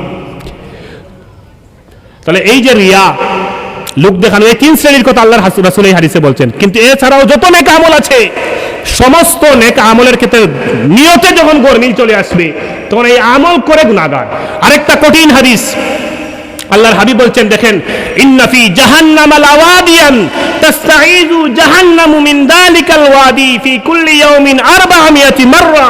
হে আমার উম্মতেরা শুনো, জাহান্নামে একটা গর্ত আছে, যেই গর্ত এমন ভয়াবহ যে জাহান্নাম নিজে ওই গর্ত থেকে দিনে 400 বার আল্লাহর কাছে মাফ চায়। জাহান্নাম কিসের? আগুনের। তো জাহান্নামও তো আগুনের, এক আগুন আরেক আগুন থেকে 400 বার মাফ চায়, তাহলে ওই আগুন কতটা ভয়াবহ। ইন্না ফি জাহান্নাম লাওয়াদিয়ান, জাহান্নামে এমন একটা ওয়াদি আছে, উপত্যকা আছে, তাস্তাঈদু জাহান্নামু মিন যালিকাল ওয়াদি ফি কুল্লি ইয়াউমিন 400 মাররা। ওই গর্ত থেকে, ওই উপত্যকা থেকে জাহান্নাম নিজে 400 বার প্রত্যেকদিন আল্লাহর কাছে মাফ চায়। আল্লাহ রাসূল বলেন উইদ্দা যালিকাল ওয়াদি, এই উপত্যকা, যেই উপত্যকা থেকে জাহান্নাম নিজে মাফ চায় 400 বার, এক আগুন আরেক আগুন থেকে আল্লাহর কাছে মাফ চায় যে আল্লাহ আমাদেরকে এই আগুনে ফেলবেন না। তাহলে সেই আগুন কতটা ভয়ঙ্কর হতে পারে, কতটা ভয়াবহ হলে জাহান্নামের এক আগুন ওই গর্ত থেকে আশ্রয় চায় আল্লাহর কাছে দিনে 400 বার। আল্লাহ রাসূল বলছেন উইদ্দা যালিকাল ওয়াদি লিল মুরাইনা মিন উম্মতি মুহাম্মাদিন সাল্লাল্লাহু আলাইহি ওয়াসাল্লাম। এই উপত্যকা কাদের জন্য বানানো হয়েছে? বলে উম্মতে মুহাম্মাদের মধ্যে যারা মানুষকে দেখানোর জন্য ইবাদত করে। নাউযু বিল্লাহি মিন যালিক। কত কঠিন বিষয়। এই যে অন্তরের ইখলাস তৈরি করার সবক আউলিয়া কেরাম দেন। কারণ অন্তরে লোক দেখানো বিষয় চলে আসে, ইচ্ছায় অনিচ্ছায় আমল করার পরে অনেক সময় চলে আসে যে মানুষ একটু প্রশংসা করুক। সবার ভালো লাগে, কেউ প্রশংসা করলে একটু ভালো লাগে যে আমার প্রশংসা করছে, কিন্তু এটা যে কতটা ক্ষতিকর জিনিস। এর জন্য খুলুসিয়ত অন্তরে যেন পয়দা হয়, খুলুসিয়ত যেন অন্তরে সৃষ্টি হয়, এই শিক্ষাটা আউলিয়া কেরাম দেন। আল্লাহ যেন আমাদেরকে মুখলিস হওয়ার তৌফিক দান করেন। সবাই বলি আমিন। এই ইখলাস ওয়ালা হতে হলে, মুখলিস হতে হলে আরেক মুখলিস বান্দার সোহবতে থাকতে হয়। আর আউলিয়া কেরাম হলেন মুখলিস, তাদের কাছে আসতে মুখলিস হওয়া যায়। এই জন্য সোহবতে সালেহিন দরকার হয়। তারা অন্তরের এই রূপটা কিভাবে সারবেন, কি করতে হবে, তারা এই সবক দেন। অন্তরের আরেকটা রোগ হচ্ছে হাসাদ, হিংসা। হিংসা, আমার পাশের ভাইয়ের উন্নতি দেখলে আমার সহ্য হয় না, জ্বালাপুরা করে অন্তরে। ইচ্ছায় অনিচ্ছায় অন্তরে একটা বেদনা উঠে, মন ভালো হয় না। আরেকজনের ব্যবসায় উন্নতি হয়েছে, আরেকজনের ইজ্জত বেড়ে গেছে, আরেকজনের ছেলেমেয়ের উন্নতি হয়েছে, আরেকজন বিভিন্নভাবে সমাজে তার প্রতিপত্তি, প্রভাব বিস্তার, বিভিন্ন কারণে তার সম্মান, ইজ্জত, সম্পদ, পদবী আল্লাহ তাকে নিয়ামত হিসেবে দিয়েছেন। আমার অন্তরে জ্বালাপুরা করতেছে, ফাহাদা হুয়াল হাসাদ। আল্লাহ যদি তার কোনো বান্দাকে নিয়ামত দেন আর আমার অন্তরে, আপনার অন্তরে যদি জ্বালাপোড়া করে, বুঝতে হবে আমাদের অন্তরে হিংসা আছে। এজন্য ইমাম রাজি রাহিমাহুল্লাহ বলেন, ইজা আনআমাল্লাহু আলা আখিক, আল্লাহ সুবহানাহু ওয়া তাআলা যখন তোমার কোনো ভাইয়ের উপরে নিয়ামত দান করবেন, ফাইন আরাদতা যাওয়ালাহা, তুমি যদি এই আকাঙ্ক্ষা করো যে আল্লাহ, মনে মনে যদি এই আকাঙ্ক্ষা যদি হয় যে তার ব্যবসায় একটু লস হোক, মনে মনে যদি এই আকাঙ্ক্ষা হয় তার সম্মানে একটু আঘাত আসুক, একটু অসম্মানী হোক, বেইজ্জতি হোক, মনে মনে যদি এইরকম আকাঙ্ক্ষা আসে, যদি তার কোনো ক্ষতি হয়ে যায়, তাহলে খুব ভালো হইতো। ফাহাদা হুয়াল হাসাদ, অন্তরে তার আরেকজনের নিয়ামত নষ্ট হোক, আল্লাহ কোনো নিয়ামত দিয়েছেন এটা নষ্ট হোক, এটা অন্তরে আসা, ফাহাদা হুয়াল হাসাদ, এটা হচ্ছে হিংসা। তবে হে ওয়াইনিস্তাহাইতা লিনাফসিকা মিসলাহা, তার যে নিয়ামত আল্লাহ তাকে যে নিয়ামত দিয়েছেন এটা হুবহু আপনি চান, কিন্তু তারটা নষ্ট হোক এটা অন্তরে আসে না। আপনিও বলেন যে আল্লাহ আমার এই ভাইকে দান করেছেন, আমাকেও দেন, আমাকেও দেন, তাকে আরো বাড়িয়ে দেন, আমাকেও দেন, এটা হিংসা হবে না। ফাহাদা হুয়াল গিবতা, এটাকে বলা হয় গিবতা। হাসাদ হচ্ছে হারাম, গিবতা জায়েজ। গিবতা কি? যে আল্লাহ অন্যকে যে নিয়ামত দিয়েছেন সেটা আরো বাড়াইয়া দেন, আমার কোনো আফসোস নেই, বরং আমি আরো দোয়া করি আমার ভাইকে নিয়ামত আরো বাড়াইয়া দেন, সাথে সাথে আল্লাহ আমাকেও এই নিয়ামতটা দান করেন। এইটা গিবতা, এটা জায়েজ। কিন্তু আপনি যদি এই নিয়ত রাখে আপনার অন্তরে জ্বালাপুরা করে আর বলেন যে ওইটা নষ্ট হোক আর আমার শুধু হোক, আমার শুধু হবে আর কারো কিছু হবে না, ফাহাদা হুয়াল হাসাদ, এইটা হিংসা। আমরা সমাজে সবচাইতে বড় একটা ক্ষতিকর বিষয় হচ্ছে আমরা একজন আরেকজনকে সহ্য করতে পারি না। অন্তরে আরেকজনের উন্নতি দেখলে জ্বালাপুরা করে, এটা এই জ্বালাপুরা যেন না আসে, এর সবকটা কিভাবে সবক নিলে অন্তরের হাসাদটা দূর হয়, কোন সবকের মাধ্যমে? এটা আউলিয়া কেরাম সোহবতে সালেহিন নেককার বান্দাদের কাছে আসলে তাদের যে জিকির আজকারের তালিম সহ আরো বিভিন্ন তালিম দেন, এর তালিমের মাধ্যমে আপনার অন্তরের এই রূপটার কিভাবে দূর করবেন এই প্রশিক্ষণ আপনি পাবেন। হাসাদ খুব ভয়ঙ্কর একটা বিষয়। আল্লাহ রাসূল বলেছেন, ইয়াকুমুল হাসাদা ফাইন্নাল হাসাদা ইয়াকুলুল হাসানাতি কামা তাকুলুন নারুল হাতাবা। হে আমার উম্মতেরা, তোমরা হাসাদ থেকে বেঁচে থাকো, হিংসা থেকে বেঁচে থাকো। হিংসা এত ভয়ঙ্কর যে হিংসা কাঠ যেভাবে, আগুন কাঠ পাইলে কাঠকে যেভাবে পুরায় ছাই করে ফেলে, আগুনে কাঠ দিলে কাঠ যেমন জ্বলে পুড়ে ছারখার হয়ে যায়, ছাই হয়ে যায়, কারণ অন্তরে হিংসা থাকলে এই হিংসা নিয়ে যতই ইবাদত করুক না কেন তার ইবাদত ছাইয়ের মতো বেকাজের হয়ে যায়, কোনো কাজের হয় না। অন্তরে আরেক ভাইয়ের প্রতি বিদ্বেষ রেখে আপনি যতই ইবাদত করেন, আল্লাহর রাসূল বলছেন আপনার ইবাদত ছাইয়ের মতো, ছাই। কাঠ জ্বালানোর পরে ছাই হয়ে যায়, ছাই কোনো কাজে লাগে না। ছাই যদি বাজারে নিয়ে বস্তা ভর্তি করে বলেন যে বিক্রি করবো, কে কিনবে? কেউ কিনবে না। আগুনে কাঠ পুড়ে ফেলার পরে কাঠের কোনো দাম থাকে না, কাঠ এমনি বাজারে বিক্রি হয়, কিন্তু কাঠ পুড়ে ফেলার পরে ছাই হয়ে যাওয়ার পরে তার কোনো মূল্য নাই। এই জন্য আল্লাহ রাসূল ছাইয়ের সাথে হে হাসাদ যুক্ত, হাসাদ নিয়ে ইবাদত করলে সাইয়ের সাথে তুলনা করে বলছেন ইয়াকুমুল হাসাদা, হে আমার উম্মতেরা তোমরা হাসাদ থেকে বেঁচে থাকো, হিংসা থেকে বেঁচে থাকো। ফাইনাল হাসাদা ইয়াকুলুল হাসানাতি কামা তাকুলুন নারুল হাতাবা, হাসাদ ওইভাবে নেক আমল ধ্বংস করে দেয়, ছাই করে দেয়, আগুন যেইভাবে কাঠ পুড়ে ছারখার করে দেয়, ছাই করে দেয়। এজন্য অন্তরে বদ রেখে, আরেক ভাইয়ের প্রতি বিদ্বেষ রেখে, অন্তরে আরেক ভাইয়ের প্রতি মানে তার ক্ষতির কামনা রেখে আপনি যতই নামাজ পড়েন, আমি যতই নামাজ পড়ি না কেন, আমরা সেজদা দিতে যতই কপালে দাগ ফেলে দিই না কেন, আল্লাহর রাসূলের হাদিস অনুযায়ী কাজে আসবে না। এজন্য হিংসা দূর করা, অন্তরকে পরিশুদ্ধ করা কতটা জরুরি দেখেন। কাদ আফলাহা, এজন্য আল্লাহ তাআলা বলেন কাদ আফলাহা মান যাক্কাহা, ওই ব্যক্তি সফল হবে যে বিশুদ্ধ অন্তর নিয়ে ইবাদত করবে, বিশুদ্ধ অন্তর নিয়ে ইবাদত করবে। কাদ আফলাহা মান যাক্কাহা, এজন্য অন্তরকে আগে তাজকিয়াতুন নফস, অন্তরের পরিশুদ্ধতা দরকার। আর এটা একা একা করা খুব কঠিন, একা একা করা খুব কঠিন। এজন্য সুহবতে সালেহিনদের কাছে আসতে হয়, আউলিয়া কেরামের কাছে আসতে হয়, নিজে আসতে হবে, নিজের পরিবারের সদস্যদেরকে নিয়ে আসতে হবে, বাচ্চাকে সঙ্গে নিয়ে আসতে হবে। আর যদি আমি আমার বাচ্চাকে সঙ্গে নিয়ে কোনো নেককার ওলির কবর জিয়ারত করি, আমার বাবার কবর জিয়ারত করি, আমার মায়ের কবর জিয়ারত করি, আমাদের সন্তানদেরকে আমাদের গড়ে তুলতে হবে। মানুষ দেখে দেখে শিখে বেশি, পড়ে পড়ে কম শিখে, পড়ে পড়ে যা শিখে তা বেশি মনে থাকে না, দেখে দেখে যা শিখে তা বেশি মনে থাকে। আর যদি আপনি আপনার সন্তানকে, আমি আমার সন্তানকে নিয়ে আমার মার কবরে, আমার বাবার কবরের পাশে না দাঁড়ায় জিয়ারত না করি, খুদার কসম করে বলে আপনার সন্তান আপনার কবর জিয়ারত করবে না। আপনি আপনার সন্তানকে যেটা শিখাবেন সেটাই হবে। আপনি আপনার মার কবরে গিয়ে দাঁড়ান সন্তানকে নিয়ে, সন্তান বড় হলে ভাববে যে আমার বাবা দেখেছি ছোটবেলা আমাকে নিয়ে আবার তার মার কবর জিয়ারত করতেন, বাবার কবর জিয়ারত, আমি আমার বাবার কবরের পাশে। আপনি যদি সুহবতে সালেহিন আউলিয়া কেরামের কবর জিয়ারতে আসেন, আপনার ছোট্ট বাচ্চাকে সঙ্গে নিয়ে, তার দিলে এটা গেঁথে যাবে। আমি আপনি হয়তো একদিন দুনিয়ার জমিনে থাকবো না, কিন্তু এটা দিলে আসবে। ও যখন একটু বড় হবে বলবে যে আমার বাবাকে দেখতাম যে মাগুরার পীর সাহেব হুজুরের কবর জিয়ারত করতো, আমি যাব অমুক দরবারের সরসিনা, সুনাকান্দা, এরকম যত হক্কানি দরবার আছে তাদের কবর জিয়ারতে যেতেন, আমার বাবা যেতেন, আমি তাদের কবর জিয়ারতে যাব। আপনি যেভাবে শিখায়া তুলবেন, গড়ে তুলবেন, সন্তান সেটা মনে রাখবে, তার দিলের মধ্যে সেটা গেঁথে যাবে।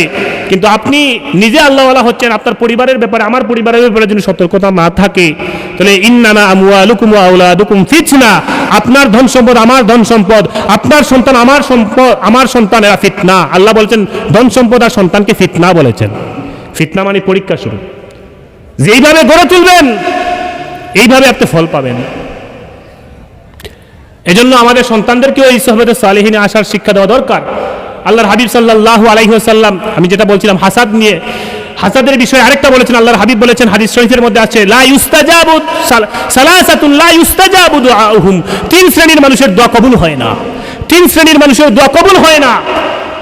আকিলুল হারাম, যেই ব্যক্তি হারাম খায়, সুদ খায়, ঘুষ খায়, মানুষের সম্পত্তি আত্মসাৎ করে খায়।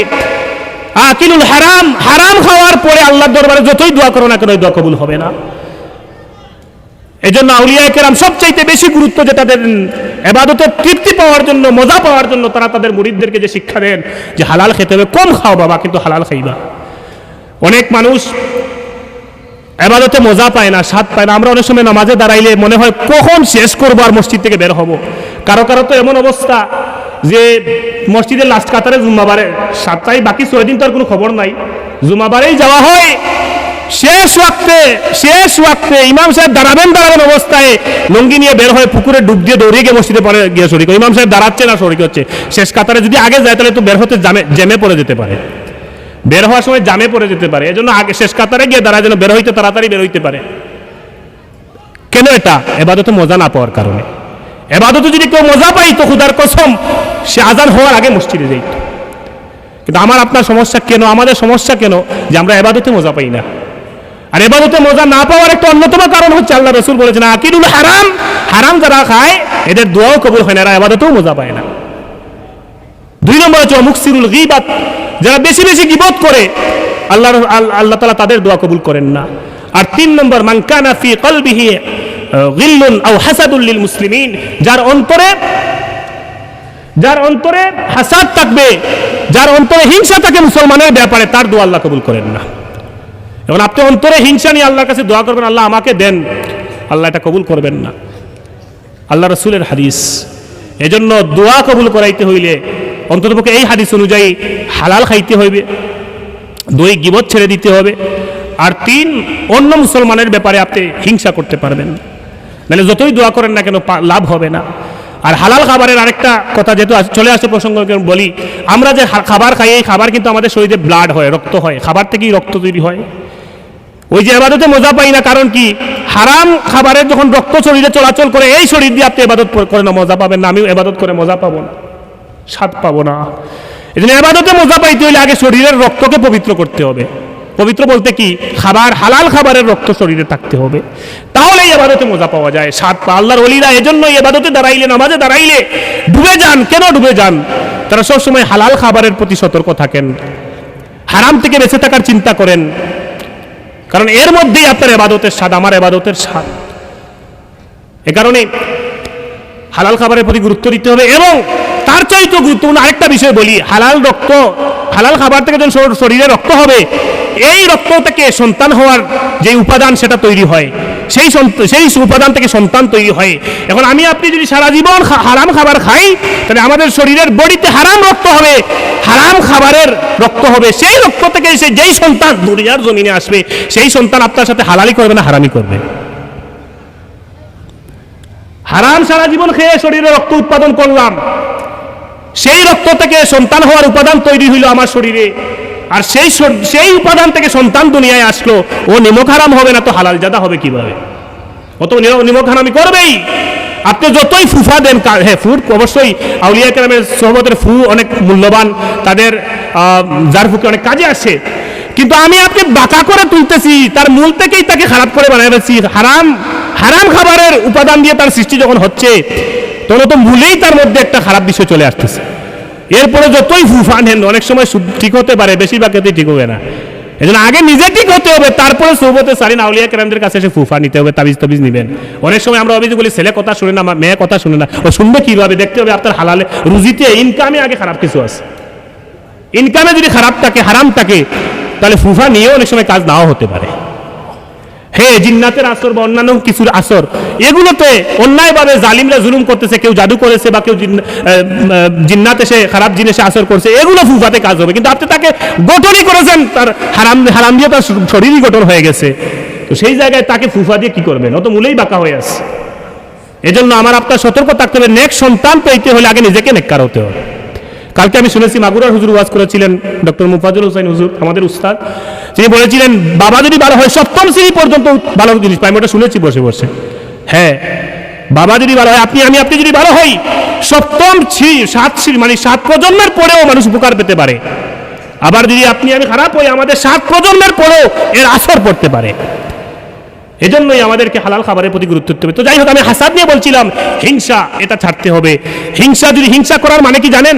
আল্লাহ কাউকে নিয়ামত দিয়েছেন আর আপনি এতে সন্তুষ্ট না, মানে আপনি আল্লাহর সিদ্ধান্তে সন্তুষ্ট না।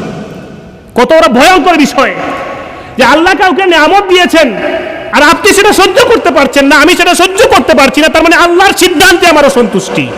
এজন্য বলেছেন, হিংসা শেষ পর্যন্ত মানুষকে কুফরিতে নিয়ে পৌঁছায়। ইবলিস কুফরি করেছিল। কেন করেছিল? সে প্রথমে আদম আলাইহিস সালামকে হিংসা করেছিল। এজন্য তাফসীরের কিতাবে আসছে, আউয়ালু মা উসিয়া আল্লাহু বিল হাসাদ। আসমানে সর্বপ্রথম যেই গুনাহ হয়েছিল, যেই অপরাধ হয়েছিল, আসমানে সর্বপ্রথম যেই গুনাহ হয়েছিল, এটা হিংসা হয়েছিল। ওয়া যাহারা যালিকা মিন ইবলিস।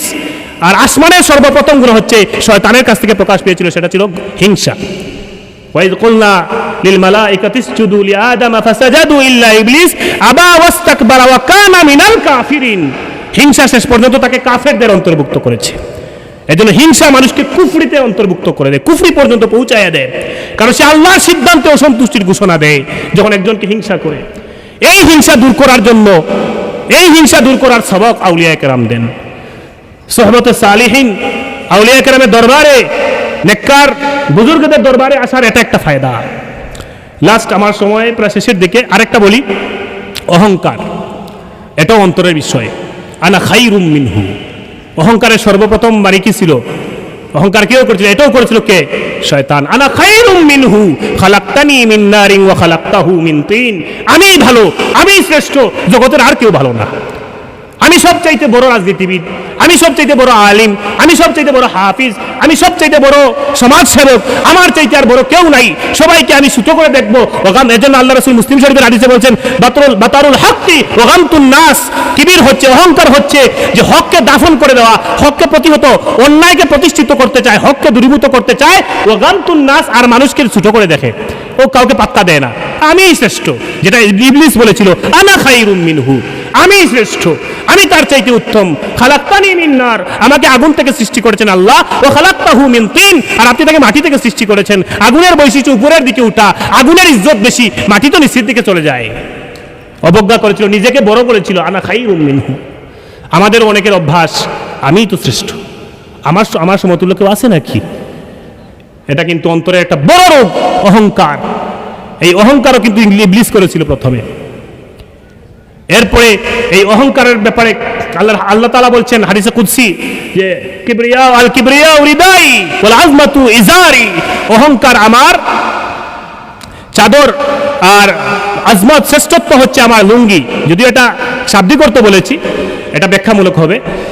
এরপরে বলছেন মান নাযাআনি ওয়াহিদাম মিনহুমা, যেই ব্যক্তি এগুলো নিয়ে টানাটানি করবে, মানে আমি শ্রেষ্ঠ, আমিই বড়, আদখালতুহুন নার, আমি আল্লাহ তাকে জাহান্নামে ফেলবো। নাউযুবিল্লাহি মিন যালিক। অহংকার করা শুধু আল্লাহর সাজে, আর কারো সাজে না। কিন্তু এই অহংকার আমাদের মধ্যে, অনেকের মধ্যে থাকে। লা ইয়াদখুলু ইনসানুন ফি কলবিহি মিসকালু মিন খারদালিন মিন কিবর, আও কামা ক্বালা আলাইহিস সালাতু ওয়াস সালাম, কেউ যদি তার দিলে যদি সরিষার দানা পরিমাণ অহংকার থাকে কোন মানুষের দিলে, ওই ব্যক্তি জান্নাতে যেতে পারবে না, আল্লাহ রাসূল বলেছেন।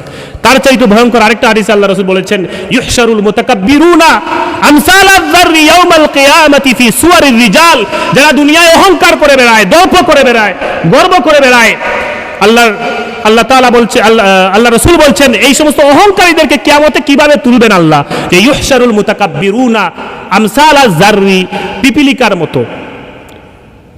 মতো আকৃতি দিবেন, ছোট্ট, এখন যে বডি আছে এই বডিটা, আমসালায যাররি ইয়াউমাল কিয়ামাতি ফি সুওয়ারির রিজাল, কিন্তু আপনার হাত পা নাক মুখ সব থাকবে মানুষের আকৃতিতেই, কিন্তু তুলা হবে, মানে আপনার অঙ্গ প্রত্যঙ্গ কমানো হবে না, অঙ্গ প্রত্যঙ্গ যা আছে তা থাকবে, কিন্তু অন্য মানুষ তার নিজস্ব বডি নিয়ে উঠবে। আর অহংকারী যারা, তাদেরকে আল্লাহ আকৃতি ছোট করে দিবেন, ওই যে বরত্ব দেখাইছিল এই জন্য আল্লাহ ছোট করে দিবেন। এরপরে যখন আল্লাহ দেহকে ছোট করে দিলেন, আমসালায যাররি ইয়াখশাহুমুদ যুল্লু মিন কুল্লি মাকান, চতুর্দিক থেকে তাকে, দুনিয়ায় তো তোমাকে আমি এরকম দেখি নাই, তুমি এত ছোট হইলা কিভাবে, আশেপাশ থেকে যখন এরকম হতেই পারে, তখন সে নিজেকে লজ্জায় ফেলবে। ইয়াখশাহুমুদ যুল্লু মিন কুল্লি মাকান, চতুর্দিক থেকে লজ্জায় পড়ে যাবে, লাঞ্ছনায় পড়ে যাবে, হাসরের ময়দানে তারা লাঞ্ছনার জগতে পড়ে যাবে। এরপরে ইউসাকুনা ইলা সিজনিন ফি জাহান্নামা ইউসাম্মা বুলাস, তাকে জাহান্নামের দিকে হাঁকিয়ে নেওয়া, অহংকারীদেরকে জাহান্নামের দিকে হাঁকিয়ে নেওয়া হবে, দৌড়াইয়া নেওয়া হবে, যেই গর্তের দিকে, যেই জেলখানার দিকে, যেই কারাগারের দিকে দৌড়াইয়া নেওয়া হবে, সেটার নাম হচ্ছে বুলাস। তাআলুহুম নারুল আনিয়ার, এই বুলাসের বৈশিষ্ট্য হচ্ছে চতুর্মুখী আগুন, আগুনের উপরে আগুন ঢেলে দেওয়া হবে। ওয়ায়ুসকাউনা মিন উসারাতি আহলিন নার তিনাতিল খাবাল আও তিনাতাল খাবাল, আর তাদের খাবার হবে জাহান্নামের উপরে, তারা যারা থাকবে এদের পুজ রক্ত যার নিচে পড়বে, জমা হবে, ওগুলো তাদেরকে খাওয়ানো হবে। নাউযুবিল্লাহি মিন যালিক। দুনিয়ায় অহংকার যারা করবে, আল্লাহ তাদেরকে এভাবেই লাঞ্ছিত করবেন, অপমান। আল্লাহ তাআলা আমাদেরকে এই অহংকার থেকে মুক্ত থাকার তৌফিক দান করুন, আমিন। তো আমি তিনটা, এছাড়াও আরো অনেক রোগ আছে অন্তরে, আউলিয়া কেরাম এগুলো থেকে কিভাবে নিজেকে বাঁচায় রাখতে হয় এগুলো শিক্ষা দেন। আমি লাস্ট আমার আলোচনার বাহিরে দুইটা কথা বলতে চাই, সেটা হচ্ছে আমরা যারা আছি, আল্লাহ সুবহানাহু, মানে আমি যে আয়াত আলোচনা শুরু করেছিলাম, এই দুইটা আলোচনা মোটামুটি শেষ। এখন যেটা এক্সট্রা কথা বলছি, যে আমাদের অনেককে আল্লাহ সন্তান দিয়েছেন, অনেকের নাতি নাতনি আছে। ইজা মাতাল ইনসান ইনকাতা আনহু আমালহু ইল্লা মিন সালাসাতি আশিয়া, মানুষ যখন মারা যায় তখন তার আমলের দরজা বন্ধ হয়ে যায়, তিনটা জিনিস থাকে। যদি দুনিয়ায় রেখে যেতে পারে তাহলে কবরে গিয়ে ফায়দা পায়।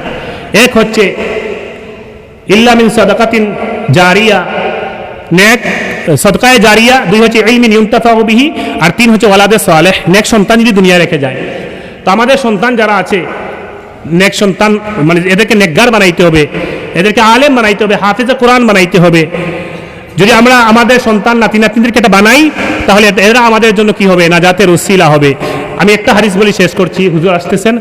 হাদিস শরীফের মধ্যে আসছে, মান قرأ القرآن وعمل بما فيه ولبس والده تاجا يوم القيامة, যেই ব্যক্তি নিজে কোরআন পড়বে, হিফজ করবে, সে অনুযায়ী আমল করবে, তার মা বাবাকে কিয়ামতের দিন নূরের তাজ পরিয়ে দেওয়া হবে। সুবহানাল্লাহ।